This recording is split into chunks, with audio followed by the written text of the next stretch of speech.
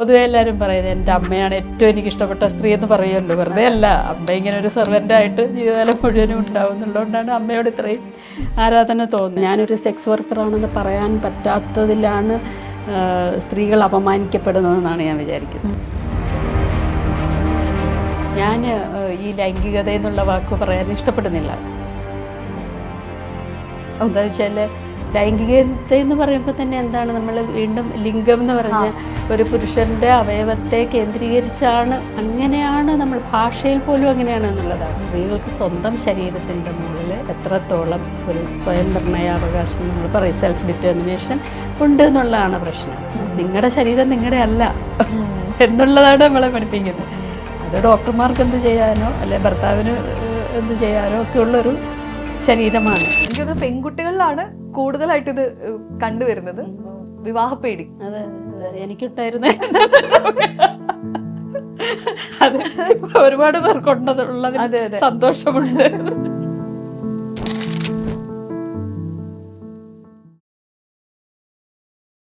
നമസ്കാരം, chat with എക്സ്പേർട്ടിലേക്ക് സ്വാഗതം. ഇന്ന് നമുക്കുള്ളത് വെരി സ്പെഷ്യൽ പേഴ്സൺ ആണ്, ഡോക്ടർ ജയശ്രീ. നിങ്ങൾക്കൊക്കെ വളരെ ഫെമിലിയർ ആയിട്ടുള്ളൊരു ഫേസ് ആണ് ഡോക്ടറിൻ്റേത്. ഡോക്ടർ ജയശ്രീ നമ്മുടെ കണ്ണൂർ ഗവൺമെൻറ് മെഡിക്കൽ കോളേജിലെ കമ്മ്യൂണിറ്റി മെഡിസിൻ ഡിപ്പാർട്ട്മെൻറ്റ് ഹെഡും അവിടുത്തെ പ്രൊഫസറുമാണ്. നമുക്ക് പല വേഷങ്ങളിൽ ആക്ടിവിസ്റ്റായിട്ട്, എഴുത്തുകാരിയായിട്ട്, ഡോക്ടറായിട്ട്, ഒരു എഡ്യൂക്കേറ്ററായിട്ട് ഒക്കെ ഫെമിലിയർ ആയിട്ടുള്ള our very own doctor Jayashree. Welcome. അപ്പോൾ നമ്മുടെ ഇതിൻ്റെ പേര് തന്നെ ബിക്കമിങ് എന്നാണ്. ഇപ്പോൾ ഡോക്ടർ ജയശ്രീനെ നോക്കിക്കഴിഞ്ഞാൽ ഒരു വലിയ ജേർണി അല്ലേ, ഒരു സ്ത്രീ എന്നുള്ള നിലയിൽ ഒരു എന്താണ്, ഒരു ആക്ടിവിസ്റ്റ് ആയിക്കോട്ടെ, ലൈക്ക് എന്തൊക്കെ റോളിലാണെങ്കിലും ഇതിനകത്തൂടെയൊക്കെ അങ്ങനെ കയറി ഇറങ്ങി യു ആർ ബിക്കമിങ് അല്ലേ, ഇവോൾവിങ് വെരി ബ്യൂട്ടിഫുള്ളി അല്ലേ. അപ്പോൾ കുറേ കാര്യങ്ങൾ ചോദിക്കാനുണ്ട്.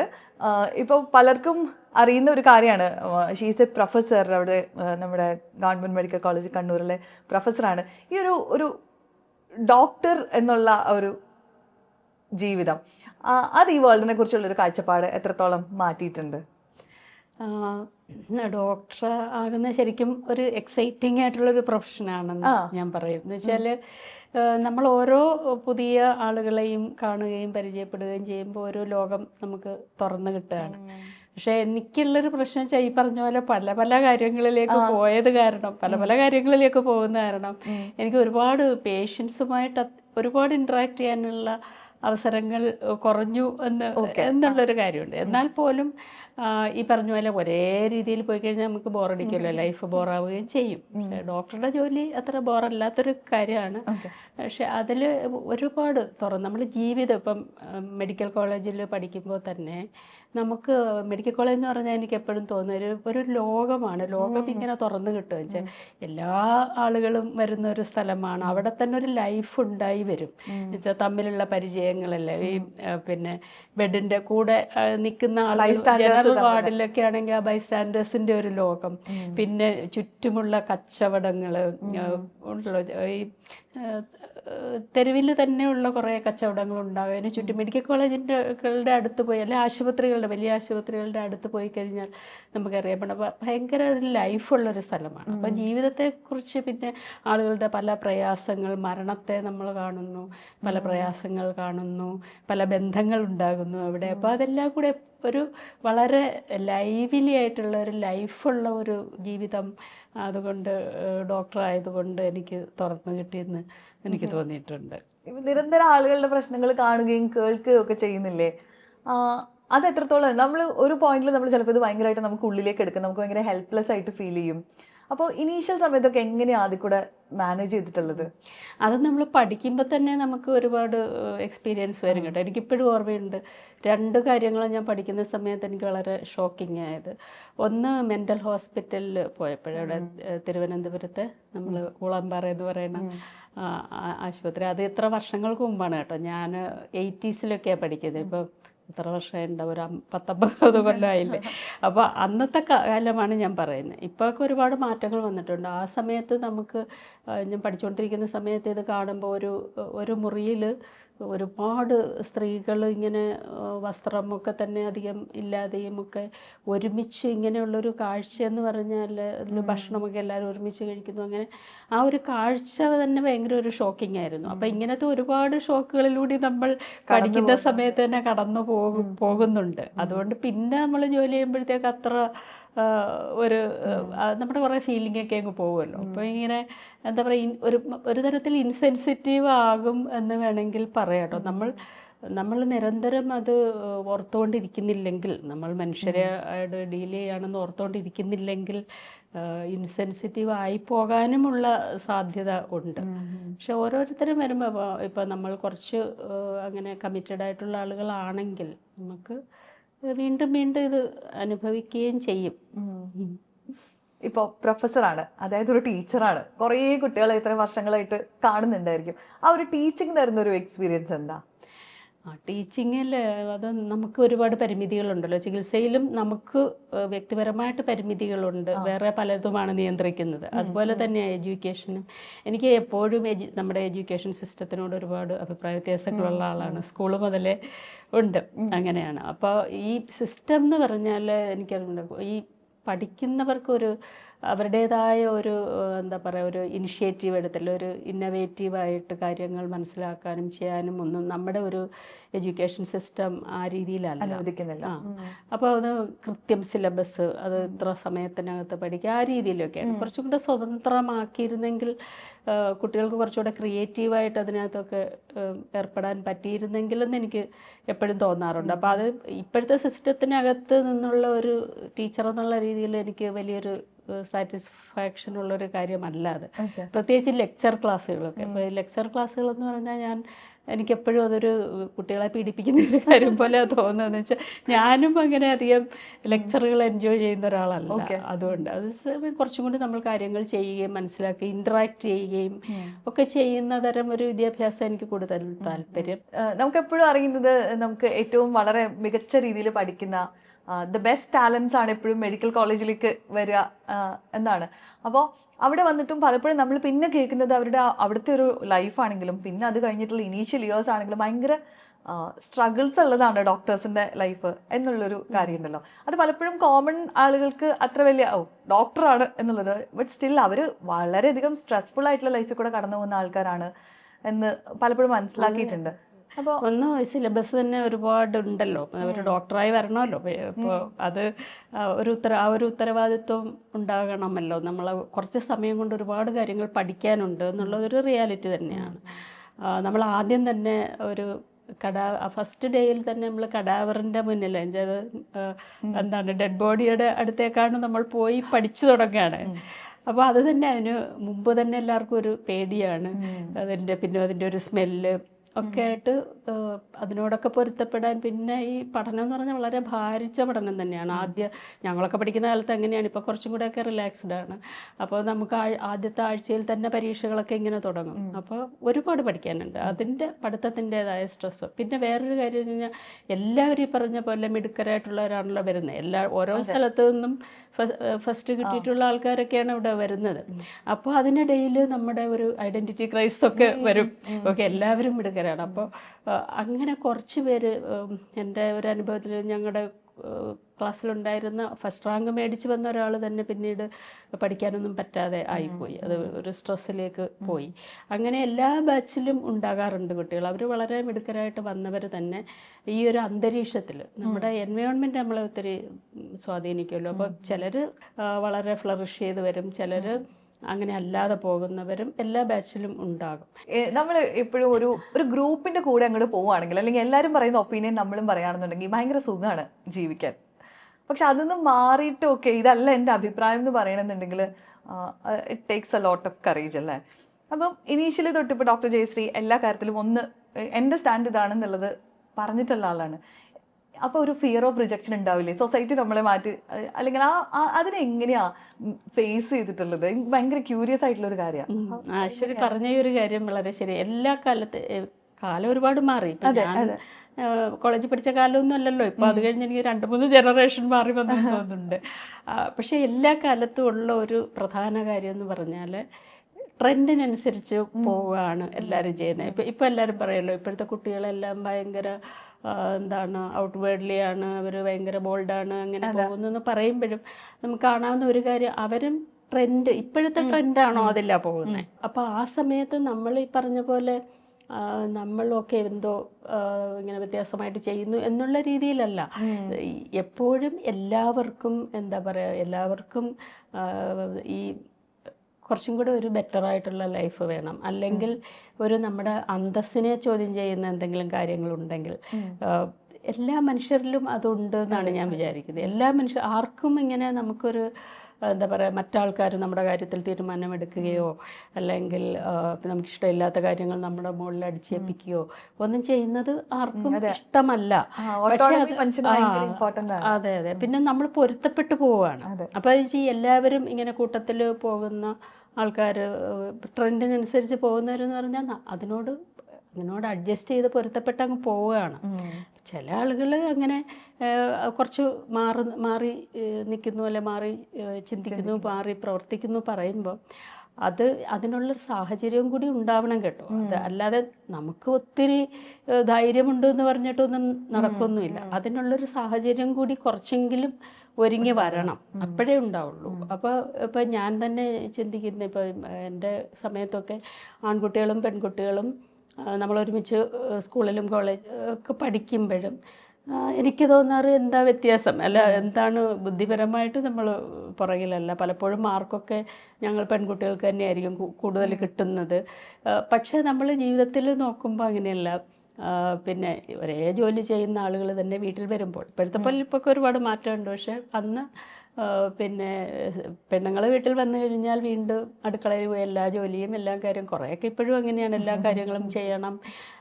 അച്ഛന് വേറൊരു സ്ഥാനമുണ്ടല്ലോ. ഇപ്പം ഒരു പത്രം എടുക്കണമെങ്കിലും അതെടുത്തോണ്ട് പോവാ എന്ന് പറയാം, അല്ലെങ്കിൽ കാപ്പി കൊണ്ടുവന്ന് കൊടുക്കണം. അപ്പോൾ ഇത് നമ്മൾ കാണുകയാണല്ലോ. അപ്പം ഇങ്ങനെ കാണുമ്പോൾ എനിക്ക് അതിനോട് പൊരുത്തപ്പെടാനായിട്ട് അപ്പോഴേ അങ്ങനെ ഒരാളാകാൻ ഞാൻ വിചാരിച്ചില്ല. അതിലേത് കൃത്യമായിട്ട് തീരുമാനം എനിക്ക് കുട്ടിക്കാലത്ത് തന്നെ ഉണ്ട്. പക്ഷെ അതിനുമുള്ളൊരു സാഹചര്യം വേണമെന്നുള്ളതാണ് ഞാൻ പറഞ്ഞത്. അപ്പോൾ അതിനു മുമ്പ് നമ്മൾ സ്കൂളിലേ പോകാതിരുന്ന ഒരു കാലത്ത്, കുറേ 100 കൊല്ലങ്ങൾക്ക് മുമ്പ് പെണ്ണുങ്ങൾ പുറത്ത് പോകുന്നില്ല, പുറത്തോട്ട് പോയിട്ട് പഠിക്കാനോ ഒന്നും പറ്റാത്തൊരവസ്ഥയാണല്ലോ. കൂടി വന്നാൽ അമ്പലത്തിലെങ്ങാനും പോകാമായിരിക്കും. അങ്ങനത്തെ ഒരു സാഹചര്യത്തിലാണെങ്കിൽ ഒരു പക്ഷേ നമ്മളിങ്ങനെ ആയിരിക്കില്ല ചിന്തിക്കുന്നത്. അപ്പോൾ ഈ സാഹചര്യങ്ങളും കൂടി മാറി വരുമ്പോഴാണ് നമുക്ക് അങ്ങനെ കുറച്ച് ഡിഫറൻ്റ് ആയിട്ട് ചിന്തിക്കാനോ പറയാനോ ഒക്കെ പറ്റുന്നത്. അതും കൂടി ഉണ്ട്. അപ്പോൾ അത് നമ്മുടെ ധൈര്യത്തിൻ്റെ മാത്രം ഒരു കാര്യമല്ല എന്ന് ഞാൻ പറയണം. സാഹചര്യങ്ങളും കൂടി അതിന് ചേർന്ന് വരണം. നമ്മളെപ്പോഴും പറയും എഡ്യൂക്കേഷൻ എംപവേഴ്സ് എന്നൊക്കെ പറയും. പക്ഷെ പലപ്പോഴും നമ്മളിപ്പോൾ സ്ത്രീകളുടെ കാര്യത്തിൽ നോക്കിക്കഴിഞ്ഞാൽ എഡ്യൂക്കേറ്റഡ് ആണ്, പക്ഷെ എന്നാലും ഈ പറയുന്ന ഒരു എംപവർമെൻറ്റിലേക്ക് അവർക്ക് പലപ്പോഴും എത്താൻ പറ്റുന്നില്ല, അല്ലെങ്കിൽ അവർക്കത് അറിയാം പക്ഷെ അതിലേക്ക് ആക്സസ് ചെയ്യാൻ പറ്റുന്നില്ല എന്നുള്ളൊരു സിറ്റുവേഷൻ ഉണ്ടല്ലോ. അപ്പോൾ എവിടെ അതിനകത്ത് ഇപ്പോഴും ഇത്രയും നമ്മൾ പുരോഗമിച്ചു എന്ന് പറയുമ്പോഴും പ്രോഗ്രസീവ് ആണെന്ന് പറയുമ്പോഴും എവിടെ ആ ഒരു ഗ്യാപ്പ് വരുന്നതെന്ന് തോന്നിയിട്ടുണ്ട്? അതാണ് ഞാൻ നേരത്തെ പറഞ്ഞത്, നമ്മുടെ എഡ്യൂക്കേഷൻ്റെ സിസ്റ്റം എന്ന് പറഞ്ഞാൽ, എഡ്യൂക്കേഷൻ എന്ന് പറഞ്ഞാൽ നമ്മുടെ ഇപ്പോഴത്തെ എഡ്യൂക്കേഷൻ എങ്ങനെയാണ്, കുറച്ച് പേരെ എടുക്കുകയും ബാക്കി കുറച്ച് പേരെ അതിൽ നിന്ന് കളയുകയും പുറന്തള്ളുകയും ചെയ്യാൻ വേണ്ടിയാണ് നമ്മുടെ എഡ്യൂക്കേഷൻ. അല്ലാതെ എല്ലാവരെയും ഉൾക്കൊള്ളാനല്ല. എല്ലാവരെയും ഉൾക്കൊള്ളുന്ന ഒരു എഡ്യൂക്കേഷൻ ആണെങ്കിൽ ഇങ്ങനെയല്ല. എന്ന് വെച്ചാൽ എല്ലാവർക്കും എന്തെങ്കിലുമൊക്കെ കഴിവുകൾ ഉണ്ടാവുമല്ലോ. അപ്പോൾ അവരവർക്ക് പറ്റുന്ന കഴിവുകളെ വികസിപ്പിച്ച് അവരെ നമ്മുടെ സമൂഹത്തിലേക്ക് ഇൻ്റഗ്രേറ്റ് ചെയ്ത് കൊണ്ടുവരാനുള്ള ഒരു എഡ്യൂക്കേഷൻ ഇതുവരെ നമ്മൾ അങ്ങനെ ഒരു വിഭാവനം ചെയ്യുന്നില്ല. അതാണ് അതിൻ്റെ പ്രധാന പ്രശ്നം. ഇപ്പം എവിടെയാണ് ഈ പ്രശ്നങ്ങൾ വരുന്നത്? ഈ എംപവർമെൻ്റ് എന്ന് പറഞ്ഞു നമ്മളെപ്പോഴും ഉപയോഗിക്കുന്നൊരു വാക്കാണ് എംപവർമെൻറ്റ്. പക്ഷെ എന്താണ് ഈ എംപവർമെൻറ്റ് എന്താണെന്ന് നോക്കണമെങ്കിൽ നമ്മൾ ഇപ്പോഴത്തെ പവർ റിലേഷൻ എങ്ങനെയാണെന്ന് നോക്കണം. എങ്ങനെയാണ് പവർ ഉള്ളത്? ഇപ്പം അതെല്ലാം വളരെ കോംപ്ലക്സ് ആയിട്ട് കിടക്കുന്ന കാര്യങ്ങളാണ്. ഇപ്പം സ്ത്രീയും പുരുഷനും എടുത്തു കഴിഞ്ഞാൽ, ഒരു വീട്ടിൽ തന്നെ എടുത്തു കഴിഞ്ഞാൽ പുരുഷൻ അവിടെ കൂടുതൽ പവർ ഉണ്ടായിരിക്കും. അതേസമയം ഒരു കാസ്റ്റ് സിസ്റ്റം എടുത്തു കഴിഞ്ഞാൽ ഉയർന്ന കാസ്റ്റിലുള്ളവർക്ക് വേറെ, എഡ്യൂക്കേറ്റഡ് ആയിട്ടുള്ളവർക്ക് അല്ലാത്ത, അങ്ങനെയുണ്ടല്ലോ. ഇതെല്ലാം തമ്മിൽ കണക്റ്റഡ് ആയിട്ടാണ് കിടക്കുന്നത്. അപ്പോൾ ഈ പവറിനെ നമ്മൾ എങ്ങനെയാണ് മറികടക്കുന്നത്? അതാണ് വലിയൊരു പ്രശ്നം. പവറിനെ മറികടക്കണമെങ്കിൽ ഈ പറഞ്ഞ എഡ്യൂക്കേഷൻ മാത്രം മതിയാവുന്നില്ല, അല്ലെങ്കിൽ പണം ഉണ്ടായാലും ചിലപ്പോൾ മതിയാവുന്നില്ല. അങ്ങനെയാണ് ജാതിപരമായിട്ടൊക്കെയുള്ള പ്രശ്നങ്ങൾ വീണ്ടും നിൽക്കുന്നത്. പണം ഉണ്ടായാൽ പോലും മറികടക്കാൻ പറ്റാത്ത ചില കാര്യങ്ങൾ. സ്ത്രീകളെ എടുത്തു കഴിഞ്ഞാൽ ഒരേ പിന്നെ ശമ്പളമുള്ളവരാണെങ്കിലും ഒരേ പൊസിഷനുള്ളതാണെങ്കിലും വേറൊരു തരത്തിലുള്ള കിടക്കല്ലേ. അപ്പം ഒന്നാമത് വേണ്ട ഇതിനെക്കുറിച്ച് തിരിച്ചറിയാൻ പോലും ഉള്ള സാധ്യതകളില്ല എന്നുള്ളതാണ്. ഇതാണ് ശരി എന്നങ്ങ് വിചാരിക്കല്ലേ, നമ്മൾ അത് വിചാരിക്കുന്നില്ലല്ലോ തെറ്റാണെന്ന്. അപ്പോൾ ഇപ്പം കല്യാണം തന്നെ എടുത്തു കഴിഞ്ഞാൽ പെണ്ണുങ്ങൾ ആണിൻ്റെ വീട്ടിലേക്ക് കാർ വാങ്ങിച്ചു കൊടുക്കുക, അല്ലെങ്കിൽ സ്വർണം കൊടുക്കുക, അതെല്ലാം കൊടുക്കണം എന്ന് പറയുമ്പോൾ അത് വളരെ സ്വാഭാവികമായിട്ടല്ലേ നമ്മൾ വിചാരിക്കുന്നത്. അതല്ലാതെ ഓക്കെ ഇതൊരു പ്രശ്നമാണ്, ഇവിടെ ഒരു പവറിൻ്റെ ഒരു ഇംബാലൻസ് ഉണ്ട് എന്ന് നമ്മൾ തിരിച്ചറിയുന്നില്ലല്ലോ. അത് തിരിച്ചറിയാതെ പോകുന്ന എന്തിനാ ചെറിയ കാര്യങ്ങൾ. ഇപ്പോൾ നമ്മളൊരു മീറ്റിംഗ് നടത്തുകയാണെങ്കിൽ തന്നെ ഒരു സ്റ്റേജ്, ആ സ്റ്റേജിൽ ഇരിക്കുന്ന ആളുകൾ വരുമ്പോൾ നമ്മൾ എഴുന്നേറ്റ് നിൽക്കുന്നു. അപ്പോൾ ഇതിനൊക്കെ നമ്മൾ ജസ്റ്റിഫിക്കേഷൻ കണ്ടുപിടിക്കും.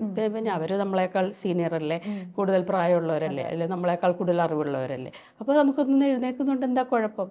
ഇങ്ങനെ നമ്മൾ ഓരോരോ ചെറിയ ചെറിയ കാര്യങ്ങളിലും നമ്മൾ ഈ നിൽക്കുന്ന സിസ്റ്റത്തിന് കീഴടങ്ങിക്കൊണ്ടാണ് ജീവിക്കുന്നത്. ചോദ്യം ചെയ്യാനാണെങ്കിൽ ഒരുപാട് കാര്യങ്ങളുണ്ട്. അപ്പോൾ അത് അങ്ങനെ ഓരോരോ ചെറിയ കാര്യത്തിലും മാറ്റം വരുമ്പോഴേ നമുക്ക് ശരിയായ രീതിയിലുള്ള ഈ പറഞ്ഞ പവർ സിസ്റ്റത്തിന് നമുക്ക് മറികടക്കാൻ പറ്റുള്ളൂ. അത് ആദ്യം തിരിച്ചറിയുക എന്നുള്ളത് തന്നെയാണ്. തിരിച്ചറിഞ്ഞു കഴിഞ്ഞാൽ എങ്ങനെ അത് ചെയ്യാം. അപ്പോൾ അതിനാണ് ഇപ്പം പല കൂട്ടുചേരലുകൾ വേണ്ടി വരും, ഒരുമിച്ച് ആളുകൾ ചേരേണ്ടി വരും ഒരു ബലത്തിന് വേണ്ടിയിട്ട്. അങ്ങനെയൊക്കെയാണ് സംഘടനകളും പ്രവർത്തനങ്ങളും പ്രസ്ഥാനങ്ങളും ഒക്കെ അങ്ങനെ ഓരോരോ മേഖലകളിൽ ഉണ്ടാവുകയാണ്. സ്ത്രീകളുടെ കാര്യത്തിലേക്ക് കുറച്ചും കൂടെ ആഴത്തിൽ വന്നാൽ നമുക്കിപ്പോൾ പലപ്പോഴും മനസ്സിലാവുന്നൊരു കാര്യം, സ്വന്തം ലൈംഗികതയെക്കുറിച്ച് അല്ലെങ്കിൽ അതുമായിട്ട് ബന്ധപ്പെട്ട അവകാശങ്ങളെക്കുറിച്ച് പോലും സ്ത്രീകൾക്ക് പലപ്പോഴും ഒരു ധാരണയില്ല. അത്തരത്തിലുള്ള അവസ്ഥയിൽ ഉറപ്പായിട്ടും ഡോക്ടർ അത്തരത്തിലുള്ള സിറ്റുവേഷനിൽ ഉള്ള ആളുകളെയും കണ്ടിട്ടുണ്ടാവും. അപ്പോൾ അതിനെക്കുറിച്ച് എന്താ പറയാനുള്ളത്? ആദ്യം തന്നെ ഈ ലൈംഗികത എന്നുള്ള വാക്കിനെ കുറിച്ച് പറയട്ടെ. ഞാൻ ഈ ലൈംഗികത എന്നുള്ള വാക്ക് പറയാൻ ഇഷ്ടപ്പെടുന്നില്ല. എന്താ വെച്ചാൽ ലൈംഗികത എന്ന് പറയുമ്പോൾ തന്നെ എന്താണ്, നമ്മൾ വീണ്ടും ലിംഗം എന്ന് പറഞ്ഞ് ഒരു പുരുഷൻ്റെ അവയവത്തെ കേന്ദ്രീകരിച്ചാണ്, അങ്ങനെയാണ് നമ്മൾ ഭാഷയിൽ പോലും അങ്ങനെയാണ് എന്നുള്ളതാണ്. ലൈംഗികത എന്ന് പറഞ്ഞാൽ എന്താണ്, അവിടെ തന്നെ ആണുങ്ങൾക്ക് മാത്രമാണ് ലൈംഗികത ഉള്ളതെന്നുള്ളൊരു ഇതാണല്ലോ അതിനകത്ത് വരുന്നത്. അപ്പോൾ ഞാനതുകൊണ്ട് ഇപ്പൊ കഴിയുന്നത് ഈ വാക്ക് ഉപയോഗിക്കാതിരിക്കാൻ നോക്കും. അപ്പൊ വേറൊരു വാക്കില്ല എന്നുള്ളതാണ് പ്രശ്നം. അപ്പം ഞാൻ തന്നെ വീണ്ടും ഇത് പറയുകയാണെങ്കിൽ അശ്വതി തിരുത്തണമെന്ന് ഞാൻ പറയണം. അതേ ഉള്ളൂ. അപ്പം ഞാൻ കഴിയുന്ന ഇംഗ്ലീഷ് പറയാനാണ് നോക്കുന്നത്. സെക്സ് എന്നോ സെക്ഷുവാലിറ്റി എന്നൊക്കെ സെക്സ് എന്നൊക്കെ പറയാൻ നോക്കുകയാണ്. എന്നാലും നമുക്കറിയാതെ എത്ര പ്രാവശ്യം നമുക്ക് വീണ്ടും വീണ്ടും ലൈംഗികത എന്ന് പറയേണ്ടി വരുന്നു. അല്ലാതെ വേറെന്താ പറയാന്നുള്ളത്. അപ്പോൾ അവിടെ തന്നെ കിടക്കുകയാണ്. അപ്പോൾ ലൈംഗികത എന്ന് പറഞ്ഞാൽ അത് പുരുഷൻ്റെ ഒരു കാര്യമായിട്ടാണ് ഉള്ളത്. സ്ത്രീകൾ ഇപ്പം എന്താണ് ലൈംഗികതയിൽ ലൈംഗിക ആനന്ദം എന്ന് പറയുന്ന ഒരു സംഭവം ഉണ്ടാകണമെങ്കിൽ ആദ്യം ഈ ഡിസയർ ഉണ്ടാവണം. നമുക്കൊരു താല്പര്യം അല്ലെങ്കിൽ ഒരു മോഹം എന്നൊക്കെ നമ്മൾ പറയല്ലോ, ഒരു ആഗ്രഹം ഉണ്ടാകണം ഒരാളോട്, അല്ലേ? അതാണ്. അപ്പോൾ മാത്രമാണ് ലൈംഗികത ഉണ്ടാവുന്നത്. അങ്ങനെയാണോ പക്ഷെ നമ്മൾ കാണുന്നത്? ഒരുപക്ഷെ എനിക്കൊന്ന് പണ്ട് കാലത്ത് കുറച്ചും കൂടി സ്ത്രീകൾക്ക് അങ്ങനെ കാണാൻ കഴിഞ്ഞിരുന്നു. നമ്മൾ പഴയ കഥകളൊക്കെ കേൾക്കുകയൊക്കെ ചെയ്യുകയാണെങ്കിൽ എനിക്ക് ഈവൻ പുരാണങ്ങളിൽ പോലും അങ്ങനെ ഒരു പുരുഷനോട് ഒരാളോട് താല്പര്യം തോന്നി, അല്ലേ? ഇപ്പം പാർവതി തന്നെ ശിവനെ തപസ് ചെയ്തു, അങ്ങനെയെങ്കിലും ഓക്കെ, അതിനൊക്കെ വേറെ പ്രശ്നങ്ങൾ ഉണ്ടായിരിക്കും. എന്നാൽ പോലും അങ്ങനെ സ്ത്രീകളുടെ ഡിസയറിനെ കുറിച്ച് കുറേയൊക്കെ ഉണ്ടായിരുന്നു. പക്ഷെ ഇപ്പോഴത്തെ നമ്മുടെ സമൂഹത്തിൽ അങ്ങനെ എവിടെയാണ് ഉള്ളത്? അങ്ങനെ ഒരു കാര്യമില്ലല്ലോ. സ്ത്രീയുടെ ഇഷ്ടങ്ങളെ എവിടെയാണ് നോക്കുന്നത്? പുരുഷന്മാർക്ക് പോലും അതിനകത്ത് പരിമിതികളുണ്ടില്ല നമുക്ക് പറയാൻ പറ്റില്ല. വിവാഹത്തിനകത്ത് മാത്രം സെക്സ് എന്ന് പറയുമ്പോൾ ഈ പരിമിതികളുണ്ട്. പക്ഷെ പുരുഷന് കുറച്ചും കൂടി അവരുടെ ഇഷ്ടപ്പെട്ട കാര്യങ്ങൾ എക്സ്പ്രസ് ചെയ്യാനോ അല്ലെങ്കിൽ അവർക്ക് ഇഷ്ടമുള്ള സമയത്ത്, അങ്ങനെയല്ലേ? ഇപ്പം വിവാഹത്തിനകത്ത് ഒരു പിന്നെ ഇവരാണ് കേട്ടോ സെക്സിൻ്റേതായിട്ടുള്ള എക്സ്പ്രഷൻസ് നടക്കണമെങ്കിൽ അത് പിന്നെ ആരാണ് അതിനെക്കുറിച്ച് ചിന്തിക്കുന്നത്? ആരുടെ ആവശ്യത്തിനാണ് അത് നടക്കുന്നത്? അല്ലാതെ പറയാനുള്ള സ്പേസ് തന്നെ ഉണ്ടോ? എനിക്ക് ഒരു താല്പര്യം തോന്നുന്നില്ല, ഇപ്പോൾ എനിക്ക് അങ്ങനെ ഒരു ആഗ്രഹം വരുന്നില്ല എന്ന് പറയാനുള്ള സ്പേസ് എവിടെയാണ് ഉള്ളത്? അത് അപ്പോൾ ഭർത്താവിന് ആവശ്യമുണ്ടെങ്കിൽ അപ്പോൾ അത് ചെയ്തു കൊടുക്കാനുള്ള ഒരു കാര്യം, ഒരു ബാധ്യത, ആ ഒരു ഉത്തരവാദിത്വം, അല്ലെങ്കിൽ ആ ഒരു കടമയെന്നാണ് നമ്മൾ പറയുന്നത്. ആ ഒരു കടമയെന്നുള്ള രീതിയിലാണ് കാണുന്നത്. അപ്പോൾ എവിടെയാണ് നമ്മൾ സ്ത്രീകളുടെ സെക്സിനെ കുറിച്ച് നമ്മൾ എന്താണ് ചിന്തിക്കുക? ഇനി മെഡിക്കൽ സിസ്റ്റത്തിൽ എടുത്തു കഴിഞ്ഞാൽ, ഞാനത് എപ്പോഴും പറയുന്ന ഒരു കാര്യമാണ്, മെഡിക്കൽ സിസ്റ്റത്തിൽ തന്നെ എങ്ങനെയാണ്, എന്തിനാണ് നമ്മൾ ഡോക്ടർമാരുടെ അടുത്ത് ഇപ്പം കുറച്ച് കാലമായിട്ട് ഇത്തരം വിഷയങ്ങൾ മാസികകളിലും വാരികകളിലും ഒക്കെ വരും, ചോദ്യങ്ങൾ ചോദിക്കും, ഈ പറഞ്ഞ ഡോക്ടറോട് ചോദിക്കാൻ, പരിപാടിയിൽ ചോദിക്കാം, അങ്ങനെ ഒരുപാട് വരുന്നുണ്ടല്ലോ. അപ്പോൾ അവിടെയൊക്കെ തന്നെ പിന്നെ പല ഇതിലും TV ചാനലുകളിലൊക്കെ ഞാൻ കണ്ടിട്ടുണ്ട് ഇങ്ങനെയുള്ള പ്രശ്നങ്ങൾ ചോദിക്കുന്നത്. ഇങ്ങനെയുള്ള പ്രശ്നങ്ങൾ എന്താ ചോദിക്കുന്നത്? ഇപ്പോൾ രണ്ടുപേര് തമ്മിൽ സെക്സ് നടക്കുന്നില്ല എന്നുള്ളൊരു വിഷയമാണ്. പക്ഷെ അതിൽ ഈ താല്പര്യമുണ്ടോ ഇല്ലേ എന്നുള്ളതൊന്നും ആരും നോക്കുന്നില്ലല്ലോ. ഇത് എങ്ങനെ ഉണ്ടാക്കിയെടുക്കാം എന്നാണ്, എങ്ങനെ ഉണ്ടാക്കിയെടുക്കാമെന്ന് നോക്കുമ്പോൾ തന്നെ അതിൽ ഈ സ്ത്രീ എങ്ങനെ മാറണം എന്നൊക്കെ ഉള്ളതാണ് പറയുന്നത്. സ്ത്രീ കുറച്ചുകൂടെ എന്താ പറയുക, ശരീരം ശ്രദ്ധിക്കുക, ശരീരം അണിഞ്ഞൊരുങ്ങി വരിക എന്നൊക്കെ ഉള്ളതാണ് പറയുന്നത്. അതല്ലാതെ പിന്നെ താല്പര്യമില്ലെങ്കിൽ വേണ്ട എന്ന് വെച്ചുകൂടി. അങ്ങനെ അവിടെയാണ് പവർ ഉള്ളത്, പവറിൻ്റെ ബാലൻസ് ഉള്ളത്. ഞാൻ ഈ ഇടയ്ക്ക് ഒരു സിനിമ കണ്ടു, ഫെമിനിച്ചി ഫാത്തിമ എന്ന് പറഞ്ഞ സിനിമ കണ്ടു. അതിനകത്ത് എനിക്ക് വളരെ ഇഷ്ടപ്പെട്ടു. ഞാൻ നേരത്തെ പറയാറുണ്ട്, ഇപ്പം അതിനകത്ത് സ്ത്രീ, അവർക്ക് താല്പര്യമില്ല, അവർ അതിനെ അനുവദിക്കുന്നില്ല, അവരതിന് സ്പേസ് കൊടുക്കുന്നില്ല. സ്ത്രീകൾ ഇങ്ങനെയൊക്കെ ചെയ്യുന്നുണ്ടാവും. പക്ഷേ അത് ഞാൻ ഇതിനു മുമ്പ് ഈ കാര്യം പറയുമ്പോൾ നമ്മുടെ കൂടെ പ്രവർത്തിക്കുന്നവർ തന്നെ പറയുന്നത്, അതൊന്നും നമ്മുടെ കേരളത്തിൽ നടക്കുന്ന കാര്യമല്ല, നമുക്കതൊന്നും ചെയ്യാൻ പറ്റുന്ന കാര്യമല്ല എന്നാണ് പറയുന്നത്. പക്ഷെ സ്ത്രീകൾ ചെയ്യുന്നുണ്ട്. അപ്പോൾ ഈ സിനിമ കണ്ടപ്പോൾ എനിക്ക് വലിയ സന്തോഷം തോന്നി. വെച്ചാൽ അത് സമൂഹത്തിൽ നടക്കുന്ന കാര്യങ്ങളൊക്കെ തന്നെയാണിത്.